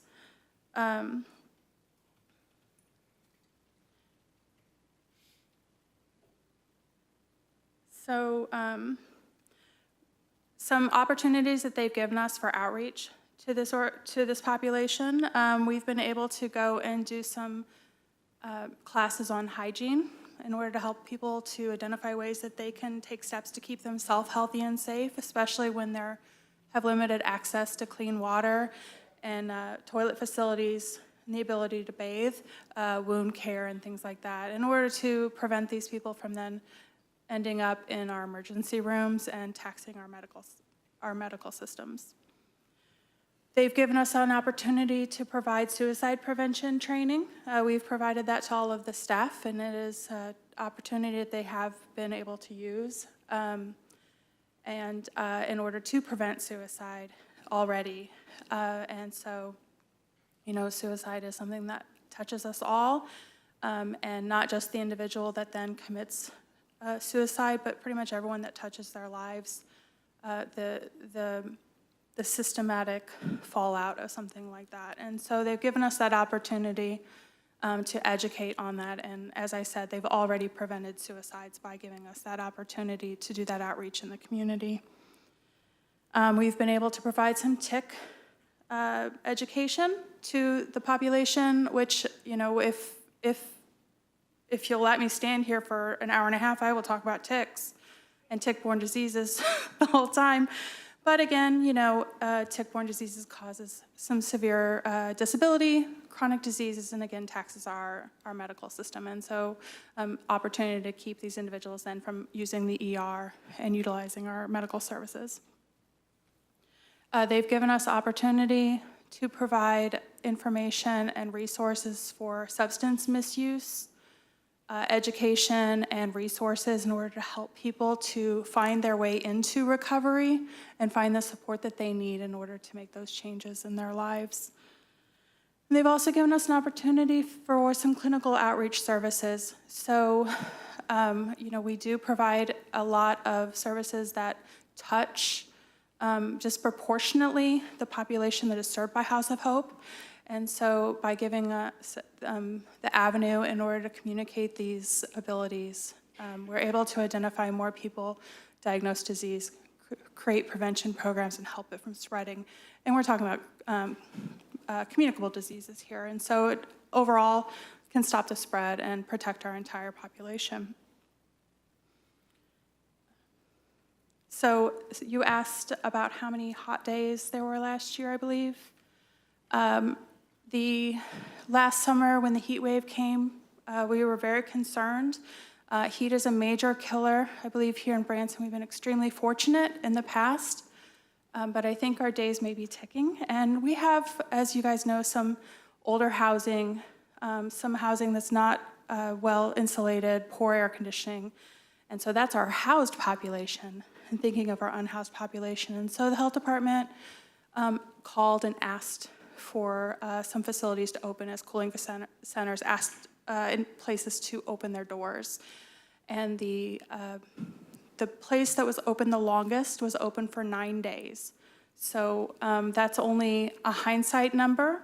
It was that big heat, stretch of heat, but I figure at least can give you kind of a little bit of a picture of what we were talking about at least last year.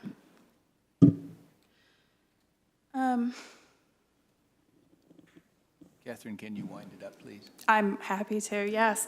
I did just want to say on a kind of more of on a personal note, I personally have called them twice when I've come across somebody who needed services, who was in a desperate situation. Most recently was an elderly woman who presented as being maybe confused walking down the highway, and I was joined by a police officer. And the police officer was kind enough to transport this woman to House of Hope, and House of Hope transported this woman to Springfield, which is where she was trying to walk to. So just kind of to piggyback on, there is a lot of utilization among our community for this service because really it's the only service of its kind. And, I can speak to the fact that the police do use them. Commissioners have questions for Catherine? Yes, Commissioner Grover. Do you recommend the granting of this special use permit? Considering everything you've said, Yes. So will this special use permit help you or hinder you? it will help public health in order to get people out of extreme temperatures and protect them from that vulnerability. Thank you. Any other questions? Thank you. Thanks. Another speaker?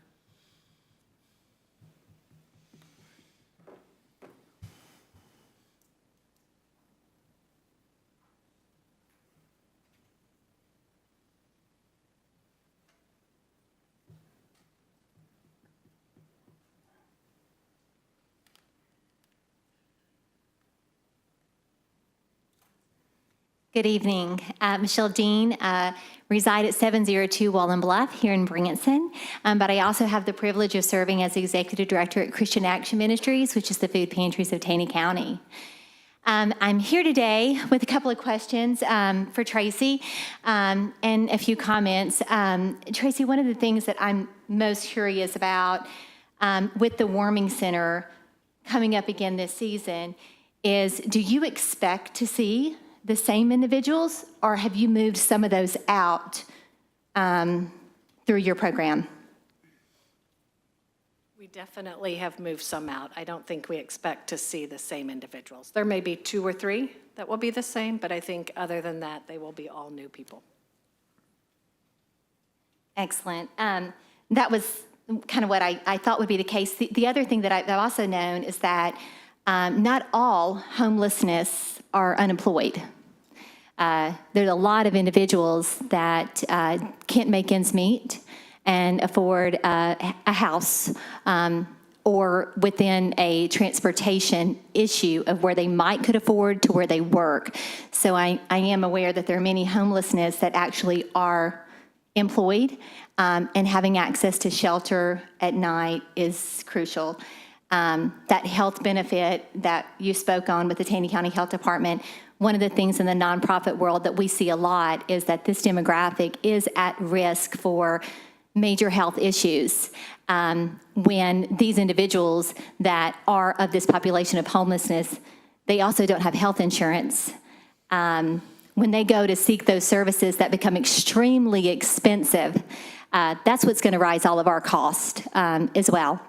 So what I've known is that these individuals, once they get into a system that can provide resources, we can work with the other nonprofit organizations to help get them that access that they need. We know that there's something that leads someone to get help. Sometimes it's food, sometimes it's shelter, sometimes it's the homelessness, whatever. What we see in the nonprofit world is when one of us comes in contact, we wrap around them and hand them off to the next organization. Tracy brings people to our food pantry to receive food. Elevate Branson brings people to our food pantry to receive food. We wrap our arms around them. We help them get employed. We help them get sustainable housing. We help them with child care. We help them whatever that next step is. We do that together when we partner. One of the opportunities that Tracy's had by being in that warming center and being able to really connect with those individuals for that amount of time, she learns from them. And she has learned better than anybody how best to service these individuals. We all might think we know what they need, but she's in the trenches and she knows what they need. One story I want to leave you with, Christian Action Ministries, Food Pantries of Taney County, Elevate Branson, a few other nonprofits in this town has been helping an individual for several years. It wasn't until we launched our outreach program, we were in the neighborhoods, that we got an opportunity to really connect with this individual a little bit more. He came running down the hill with papers in his hand, cussing up a storm, no shirt, no shoes, walking his dog. He thought I was with the property. And when I let him know I was with the food pantry, and then he recognized who we were, he begins to cry and weep because he's holding these papers, these eviction papers. Can't read them, but he knows they're eviction papers, and he's got a court date, but he doesn't have transportation to get to court. I spent a few minutes talking to him when I realized he was an adult with a disability. And I asked him, I said, do you have anybody that can help you, anybody that can go to court with you? And he goes, Michelle, they've all died, they've all died, they've all died. And I went back the next day to my office. I looked in our tracker system, and I saw how much our community had contributed to helping him, but no one knew how to really help him. I picked the phone and called Tracy, and within a few weeks, he had 3 case managers. He has a payee coming to help manage him, but it wasn't until we had an opportunity to learn how best to help him. And Tracy and her team was instrumental into getting him the help that he needed. And that's the difference that House of Hope does. They are exactly what they say. They are providing hope here to this community. We love to support them at Christian Action Ministries. We've seen over and over again what we're doing is a hand up. When our individuals might not have the appropriate documentation that they need to file for disability or Social Security, Tracy takes them, works with Elevate Branson, gets them in a works program, finds an employer. Those are those second chance employers. She knows those people. She calls them. We are helping these individuals not be a strain on our society the way that some people think that they are. We're moving them to the next level. So, excited to be here to support Tracy and support her efforts for the Warming Center. The other last question that I'll have, and I don't know if anyone in the room can answer this, but I wonder how many calls the police makes to other downtown Branson facilities, bars, such that are in downtown Branson that might be affecting businesses that seem to be so concerned. I would think having a place that's open down there for these individuals that appeared to be undesirables would be a blessing to those businesses. So, thank you.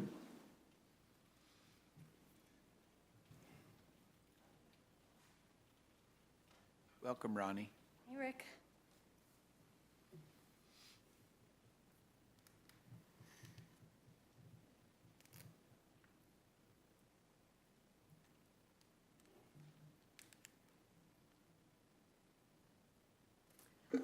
I wasn't planning on coming and talking today. I was just coming to support Tracy and the House of Hope. But as I looked around and listened, I thought I wanted to add another perspective. I moved to Branson in 2010, and at the time, got involved in the community and working at the visitor center at the chamber. And many people at the time, because of the recession, as you may remember, moved to Branson because they thought we had lots of jobs here. And as you probably remember, we didn't have a lot of jobs here, and we had low-income service jobs that were pretty seasonal. And so when I think about over the years, the fact that we have more and more homeless people here, and as people comment, there are more and more homeless that we see on the streets, there's a lot of reasons over the last 10 or 12 years why that's happened. Branson's a small town, 10,000 people permanent. We have millions of visitors here. We have people who come here from all over the country, think they can get employment, think they can come to an affordable place to live. And when they get here, they find out it's not. They find out the jobs aren't here. They find out they're seasonal. They find out they're low income. They find out the housing is not affordable, or if it is affordable, it's long-term care housing at the extended stay motels. So there's a reason we're seeing a lot more homeless. They're not here because Tracy opened a House of Hope or a warming center. They're here because Branson is on the news, and Branson is in the news as some place that they might be able to get jobs and affordable housing, and they can't. So that's the first thing I would say. What I was really dismayed to hear when I first moved here and was friendly with Mayor Presley, I came from big cities where we had beggars, we had homeless, we had tent people, people sleeping in tents, we had panhandlers. And I asked her, what did we do with the homeless people that were here? And she said, we give them a bus ticket to go to Springfield. We don't want them here. I don't think that attitude's changed very much. And I think it's shame on us that that's our attitude as a Christian community, that we want to get rid of them and put our heads in the sand and not admit or do what we want to do for them. And I'm not here to preach at you, but I can tell you that in the 12 years I've lived here, I've worked with the kids in the extended stay motels, helping them with homework and helping them learn to read. I've worked at Elevate Branson in their Jobs for Life program, working as a trainer, as an interviewer, as a job applicant person to help them with that. I've worked at House of Hope since they started. So I think I have a pretty good feel for the underserved and those who are the least of us who live in this community. And I've personally gotten involved in every way I can. I've worked at the food pantry. I've done a lot of things in this community, as probably many of you have, to go out and serve the people who need our help. Elevate Branson has done wonderful work, and starting by giving food to those in the extended stay motels, and I know Brian's here, understanding what the people needed to get a hand up and get training and get education, and how to get further on with their lives and better themselves. That's exactly the same thing that Tracy wants to do, starting with a warming center, starting with a cooling center, helping people who really are not served here in this community, getting them their papers, getting them documentation, getting them the services that they need. So I'm here as a full advocate, knowing what we have in this community to serve people, knowing that the homeless population is not served, and having worked personally with some of these people. One person came here to take care of their mom when she had medical issues. When her mom died, he lost the house. He's on the street. Someone else was an electrician, and during COVID, lost his job. He's on the street. So we are talking about, if not for God, it could be any one of us or our kids or our grandkids that's on the street, that doesn't have a substance abuse problem, that doesn't have a mental issue, who just has bad luck. And we're trying to give them a safe place when it's freezing cold out or when it's really hot out to come and get services. We're going to limit it to 2 more speakers. Brian, you've got 1 spot, and we'll let this young lady go. And then that's all the speakers we're going to take.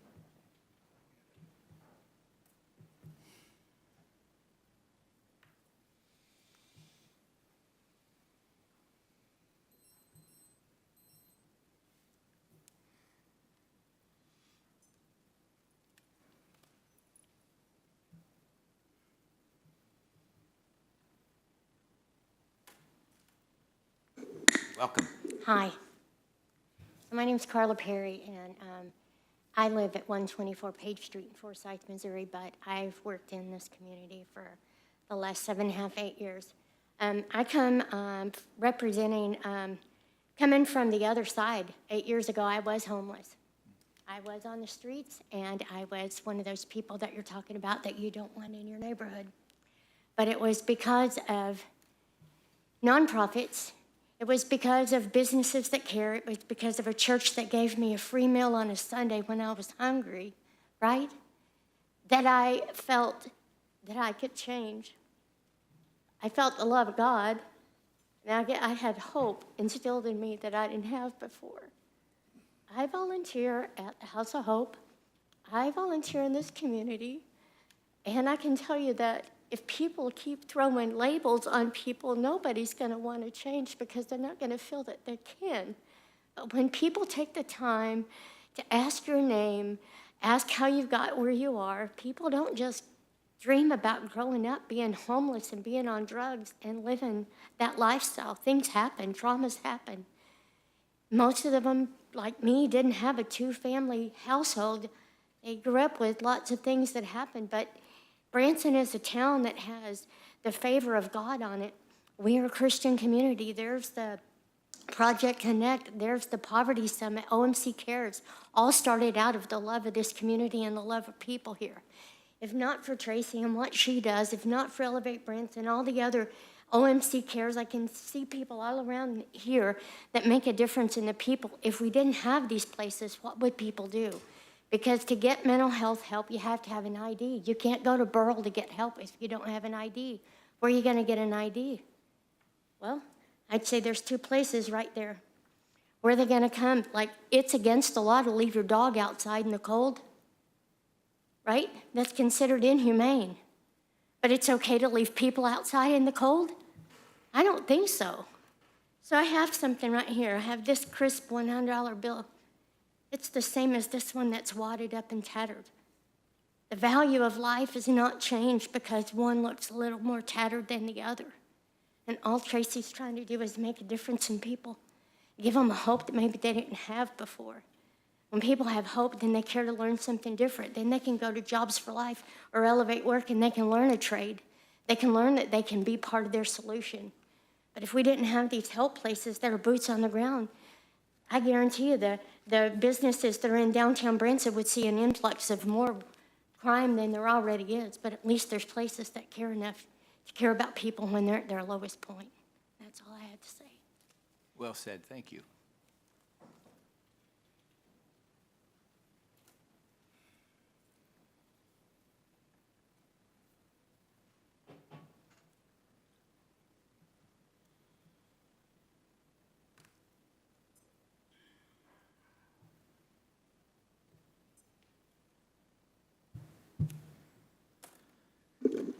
Brian Stallings, 137B Lake Hills Drive, Branson, also the Executive Director, Co-founder for Elevate Branson.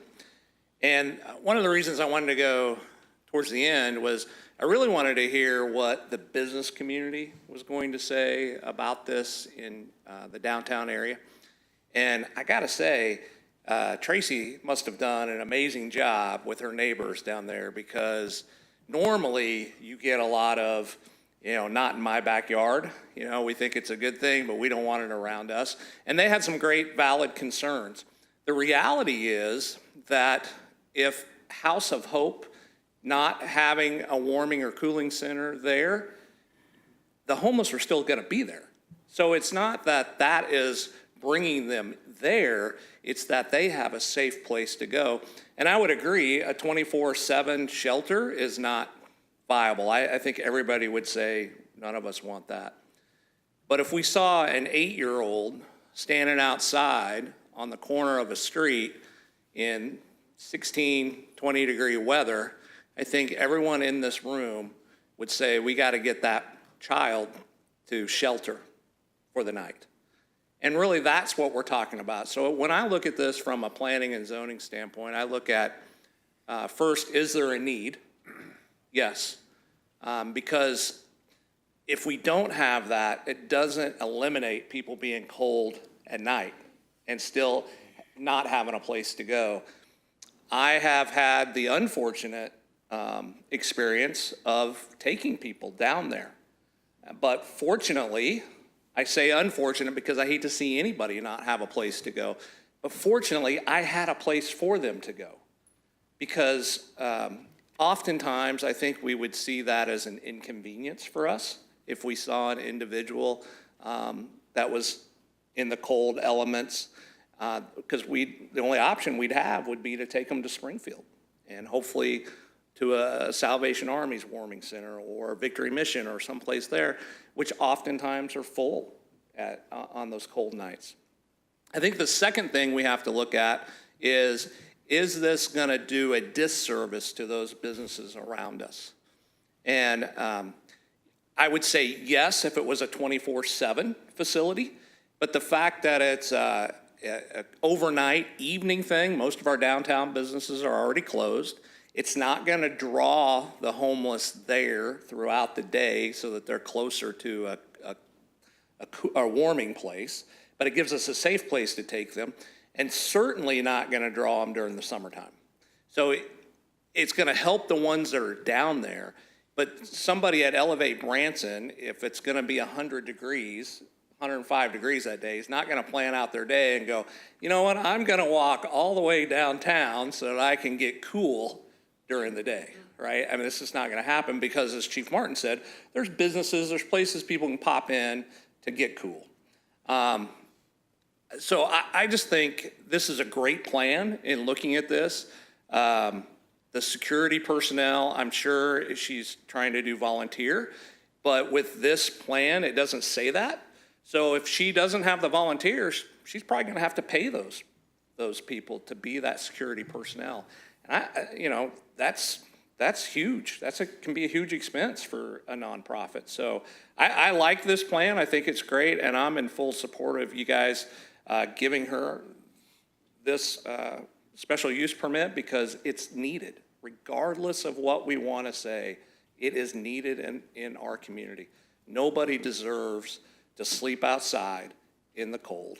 And if we don't have a place for them to go, they're still going to do it, but they're going to be on businesses, in doorways, in visible areas that we may not want.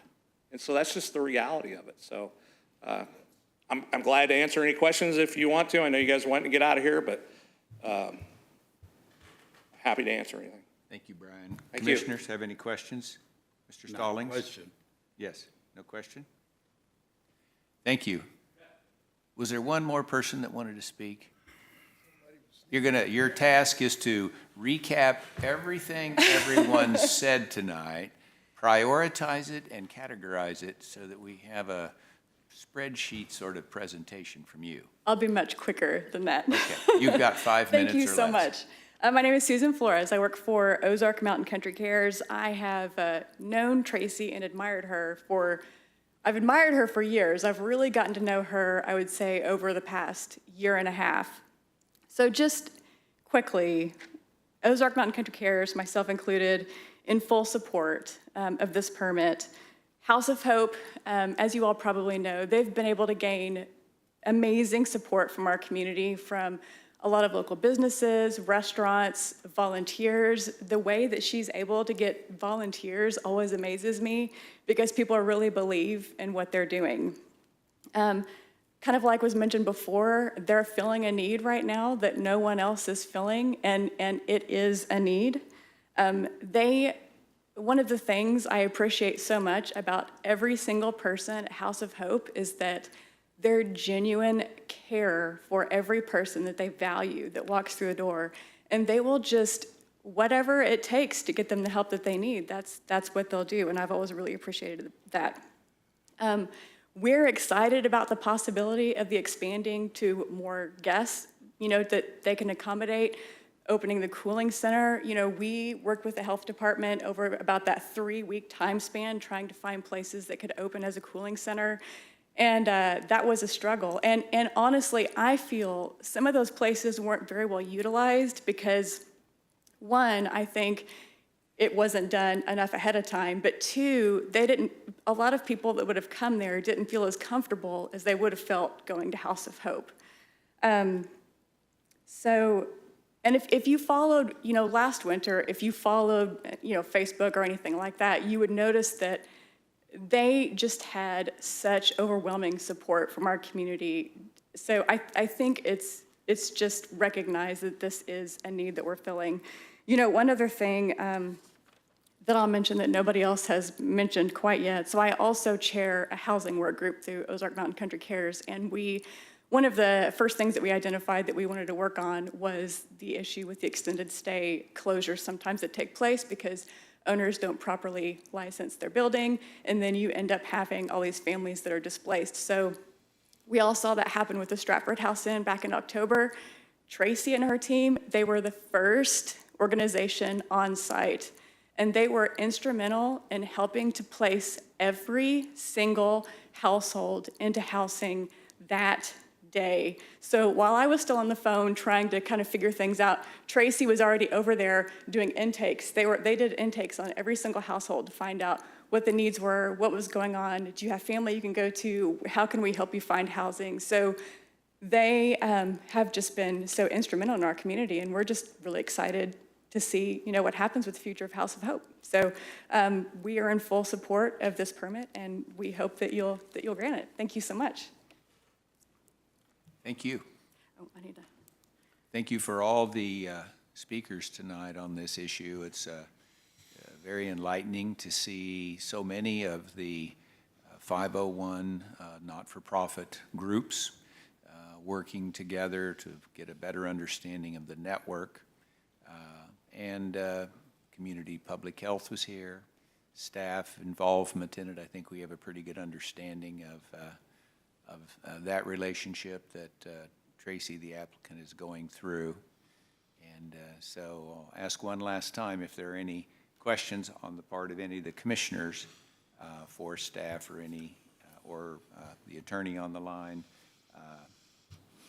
Yes, Commissioner Romine.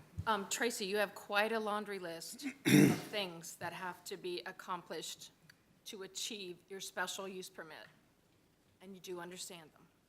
Do I understand? Yeah, understand them, because when you Yes, said I your first definitely round, understand. You've got them. Yes, I have a list, and that's what I've asked for pretty much from the beginning on this, is put it in black and white, tell me what I need. You're good with that, Absolutely. and everything's understood. Yes, ma'am. Got it. Okay, thank you. All right, at this point, we have a motion in the affirmative and a second on this issue. Before I ask for a vote, do any of the commission members wish to modify or ask for an amendment to any of those items that you see, basically the contingency items that staff has presented us with? Hearing none, then I would, excuse me. Rephrase number 2 at some point.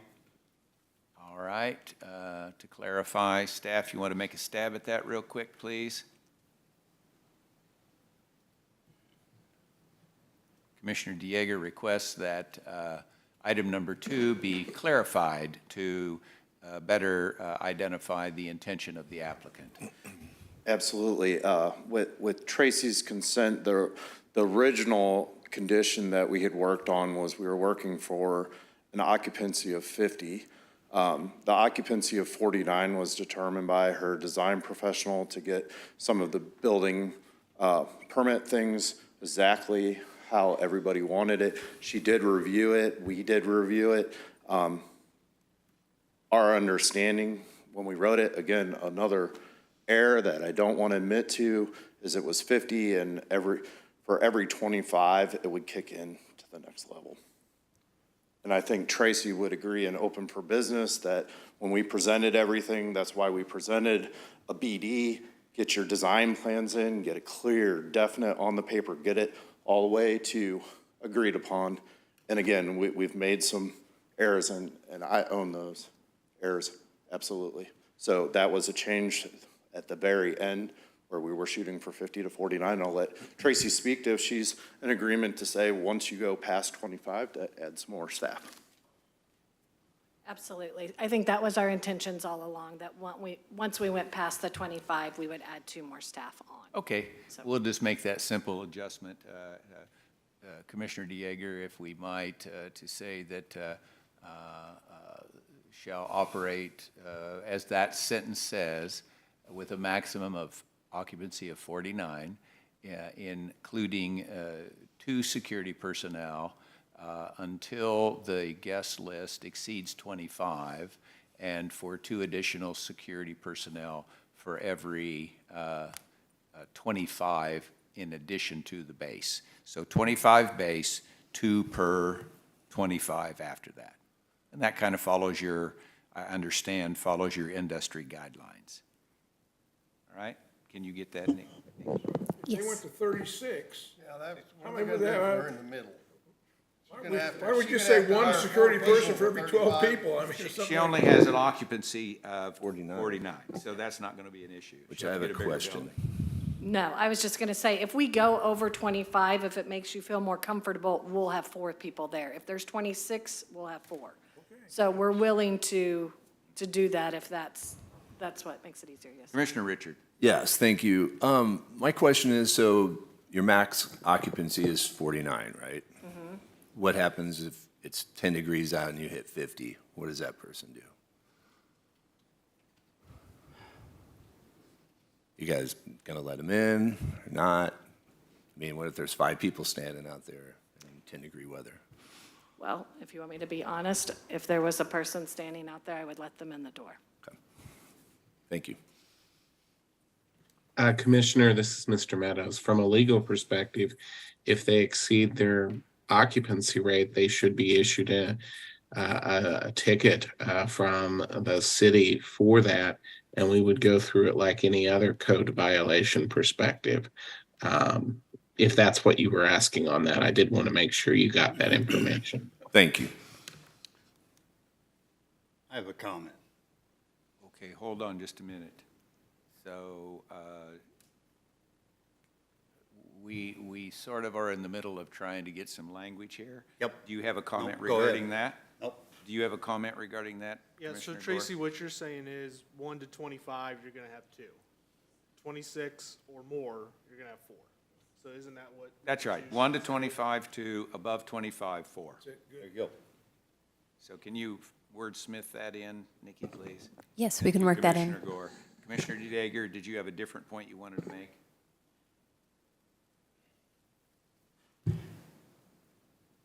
I've sat and listened to a lot of this tonight, and I'm an employer.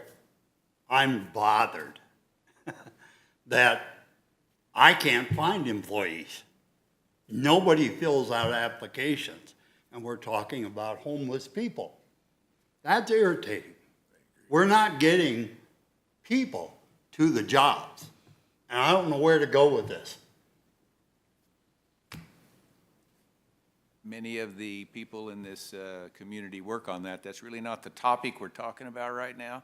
I'd encourage a discussion maybe with Brian Stallings to start with. And I mean, there's a lot of interest in this area, and I've heard that regular meetings and networking is going on. And Alderman Howden, maybe he'll become the next mayor and solve all our problems. So. At this point, unless we have something good for the cause, you done? Yep, thank All you, right. sir. Please, roll call vote. Okay. Commissioner Romine? Yes. Commissioner Richards? Yes. Commissioner Lloyd? Yes. Acting Chair Davis? Yes. Commissioner Groman? Yes. Commissioner Deager? Yes. Commissioner Gore? Yes. 7 votes yea, motion carried. You don't have to come back. Except for permits. Do we have to vote on the amendment or the change to the language? Yes. We need So what we just did should have been the vote on the change of language first. Okay. That'll work. Okay? It works, yeah. So everybody understands That's that fine. we changed the language. Right. And everybody's in agreement on that. So as amended, the ordinance is going to, or the resolution here is going to include that language in item 2 for the 2 for 25 and more for above 25. Correct. Right? Correct, All right, yes. and we have that in, and all the commissioners understand that. We voted that just a moment ago. We passed that amendment. Now we're going to do the roll call vote again for the motion as amended. Commissioner Romine? Yes. Commissioner Richards? Yes. Commissioner Lloyd? Yes. Acting Chair Davis? Yes. Commissioner Groman? Yes. Commissioner Deager? Yes. Commissioner Gore? Yes. 7 votes yea, motion carried. You don't have to come back. Work with the city, get that building permit, or that occupancy permit, please. You have a lot of support, Tracy, and you're well thought of. We get it. Okay, thank you, commissioners, for your patience and effective listening. Yeah, maybe effective listening. Fifth public hearing on tonight's agenda is a request for adoption of an amendment to the rules and procedures for conduct of the Planning and Zoning Commission meetings May I get a motion to bring this agenda item to the table? So moved. Second. I think I heard Commissioner Richards, second from Commissioner Romine. Thank you. Thank you. Now, Jennifer? Yep, thank you. Okay, just a refresher. So back in August 2nd, Planning Commission meeting, staff presented the amended rules and procedures for conduct of the Planning and Zoning Commission, which we like to call bylaws. And so as a result of that, we're bringing back the amended bylaws. We had them in your packet. And it's basically just a clean version of everything that we discussed in August 2nd. You guys did have a few questions for staff and legal counsel, and I think I have about 5 questions here, so I'll just run through them real quick, and then hopefully we can get this adopted. So there was some clarification needed regarding the number of members, which includes the mayor, if the mayor chooses to be a member. So we were just wondering, how does the mayor decide to be a member? And Mr. Meadows had chimed in that the mayor is a member automatically and may attend any meeting, vote, and act like a normal member. The mayor can decide to attend as she sees fit. There is no existing process on when the mayor attends. So I don't know if you have any questions for Jim, since he's still on the line on that one. But another question was the commission's authority for development projects. The answer: the board may approve or disapprove an item before them. Changes can be made by staff or the applicant in response to the reasons for the approval, disapproval, or postponing of the matter. Next one was, can the planning commission meetings have social media attention, or the agendas be posted on Facebook, Twitter, things like that? I did reach out to our creative services department, and she had, mentioned that there are, currently several resources out there on our city's website. There's multiple ways to access agendas and minutes and all these kinds of things. So at this time, a little leery without some more direction from administration on posting that, because at this point there's 8 commissions here at the city of Branson. So you can imagine that could be a lot of postings on Facebook, but we can visit that with our new administration. And then the last one was, could there be some more detailed language in the bylaws regarding public comment? And the answer is yes, there could. But our current bylaws, as is right now, does address this topic, and it does limit it to 5 minutes and kind of speaks to staying on topic. So it's up to you if you want to just keep it the way it is right now in this amended version and approve it tonight, or if you want to explore other things. I have a question. Commissioner Lloyd? Okay, so from reading, I was not here, I apologize. From reading your minutes and some of your discussion, there was discussion about the number of members on the planning commission. I saw the number 12, and we have the number 10. What did we decide on that? It was 10, and then the mayor would make 11. And so a quorum is 6? I guess it would depend on the number of people here, but with those numbers. 6 would be required to do business, is that right? That's what it said, I think. Yeah. Okay. So the mayor won't throw that anyway. Doesn't say, 6 is 6, so it's already over the halfway point, so that's why I was asking. Mm-hmm. You're correct, sir. You're correct. I heard it. Came from above.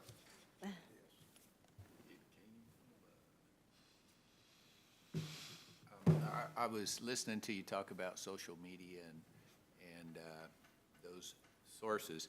Question I have for Jim, are you listening, Jim? Yes, sir. Is,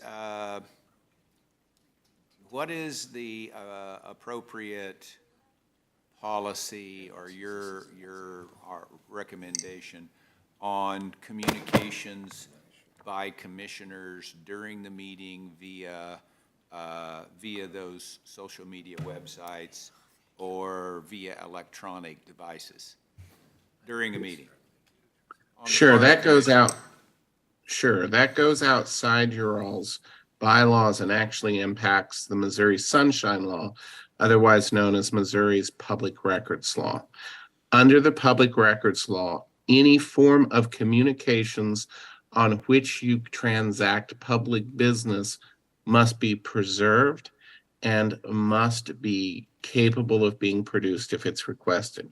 So to get down to a specific example, if you and one or two of the commissioners are exchanging emails or text messages while on the dais this evening, discussing the various proposals back and forth, we would technically need to keep a copy of those and send them to the city so they could be preserved in the records.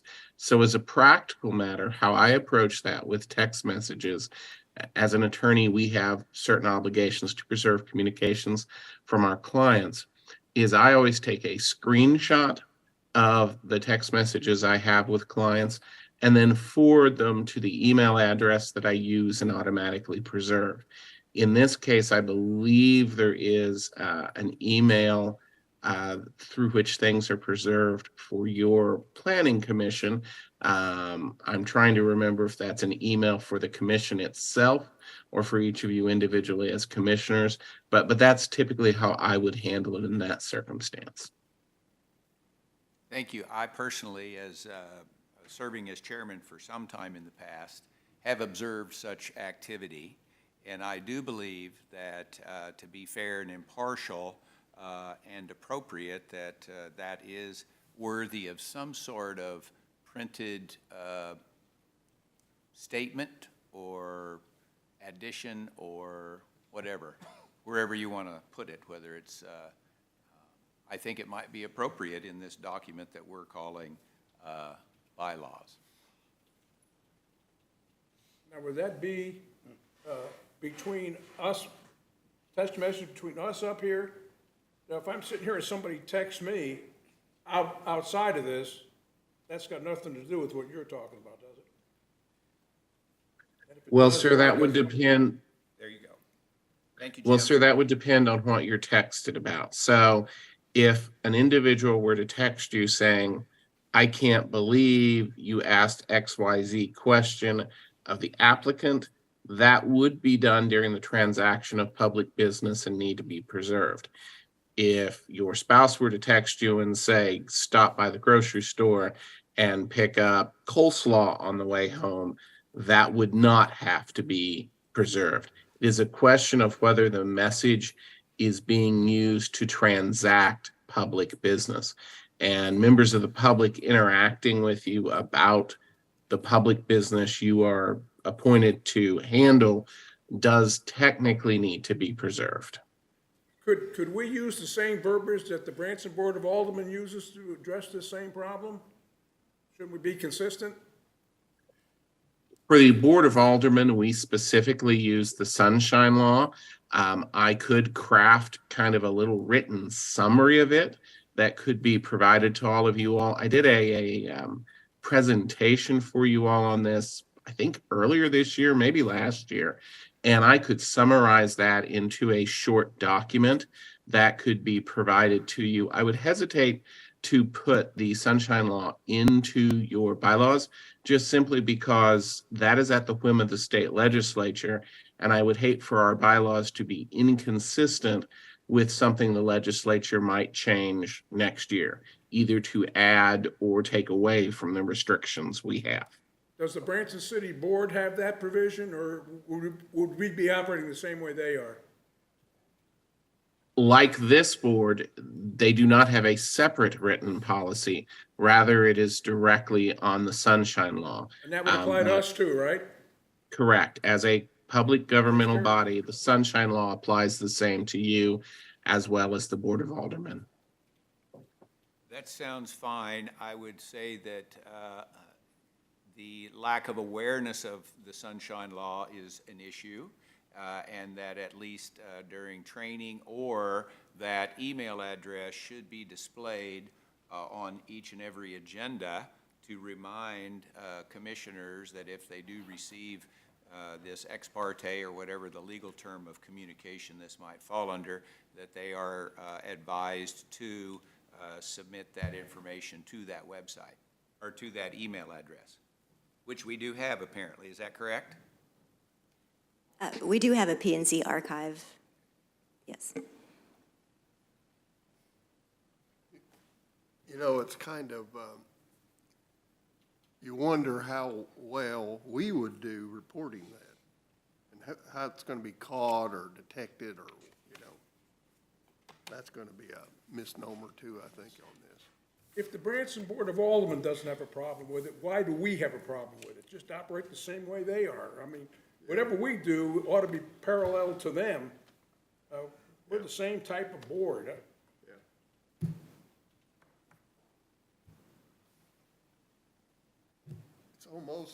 It's almost like maybe the text influence that would come through a text while somebody's performing up here should be eliminated, meaning we shouldn't be looking at our texts. We shouldn't be listening to those types. I didn't even take it in. So. That is correct. Yeah. So I'm just gonna make a comment on that. I think the point that's being made here is that it's not in the bylaws because it's the law. That is a It's in the law. Sunshine Law. Yeah. That law is part of the statutes of the state of Missouri. The law's already there, and we all have to follow it as it's written anyway. There you go. Yep.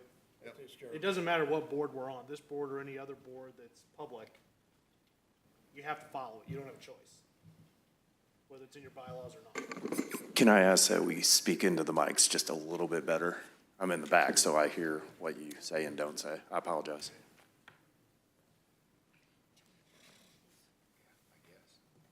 Do we need to approve these? If you choose to, yes. Were there any other things that you wanted to tell us? No, those were really the questions that the commission had back in August, and we kind of went through, the whole meeting was based on just the amended bylaws at that time. So I think everybody felt comfortable with what we have now. Always modify them. They need to be modified. Sure can. An update. We have a motion and a second? Second. Motion. We have a motion and a second. Did we have that? Yes. All right. So any other, nobody wants to make an amendment, right? Hearing none, please call the roll. Vote. Commissioner Romine? Yes. Commissioner Richards? Yes. Commissioner Lloyd? Yes. Acting Chair Davis? Yes. Commissioner Groman? Yes. Commissioner Dieger? Yes. Commissioner Gore? Yes. 7 votes yea, motion carried. Thank you. We're going to conclude the public hearing with that, and then we're going to move to reports. Mike, do you have a report for the commission? Absolutely. I'm going to be really, really quick. So I know we're about ready for a break. So I just wanted to highlight tonight was National Night Out in the neighborhoods. So unfortunately, the Planning Commission coincided with that, and hopefully we'll do a better job of not matching that up. Secondly, the announcement of the new city administrator, Kathy Stepp, significantly, basically gives her official resignation from your board. With that being said, at the next meeting election, we will need to nominate and vote on a new vice chair so we don't end up in the situation that we are. So be thinking about that. Also, the city clerk was notified. The application will go up shortly. They'll announce that. Be thinking of people that you would like to see. Encourage them to apply. Encourage you to talk to your mayor and aldermen on that. Some of the future stuff, we have Santa Adventureland coming for Green Mountain and 165, kind of an exciting, different thing, and actually time-wise, kind of interesting how it all rolls out, so they're looking to get up and going. We, as a department, are in process of, we just hired a new building inspector. It's going to require a lot of training, but a good, solid individual that's ready to work and comes from the solar industry, so has a lot of electrical background. So super excited about that.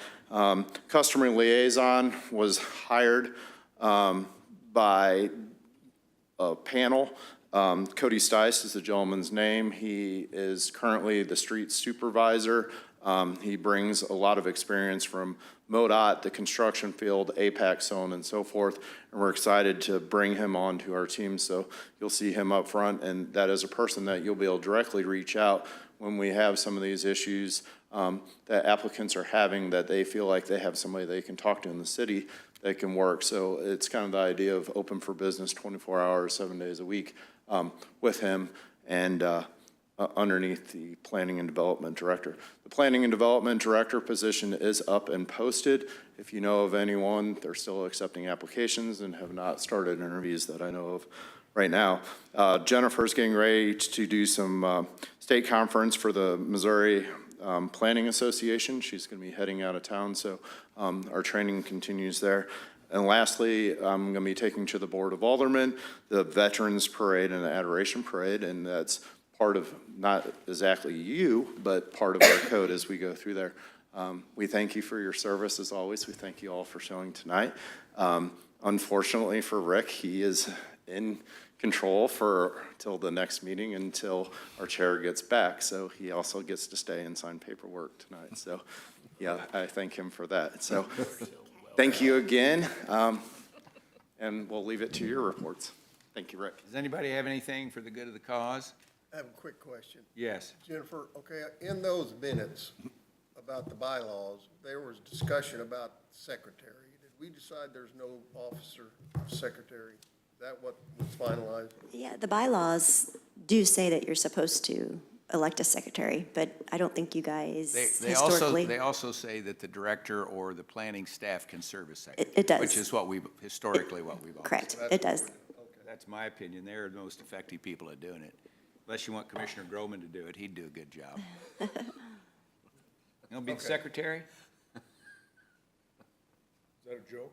Yeah. Yeah, that's what I thought. Thank you. We're just not acting upon that. All right. So Chair would entertain a motion to disband the Planning and Zoning Commission. So moved. Second. All right, just for tonight. Roll call vote to adjourn, please. Commissioner Romine? Yes. Commissioner Richards? Yes. Commissioner Lloyd? Yes. Acting Chairperson Davis? Yes. Commissioner Groman? Yes? Commissioner Dieger? Yes. Commissioner Gore? Yes. 7 votes yea, motion carry. Motion to adjourn the meeting at 8:41 PM. Back in.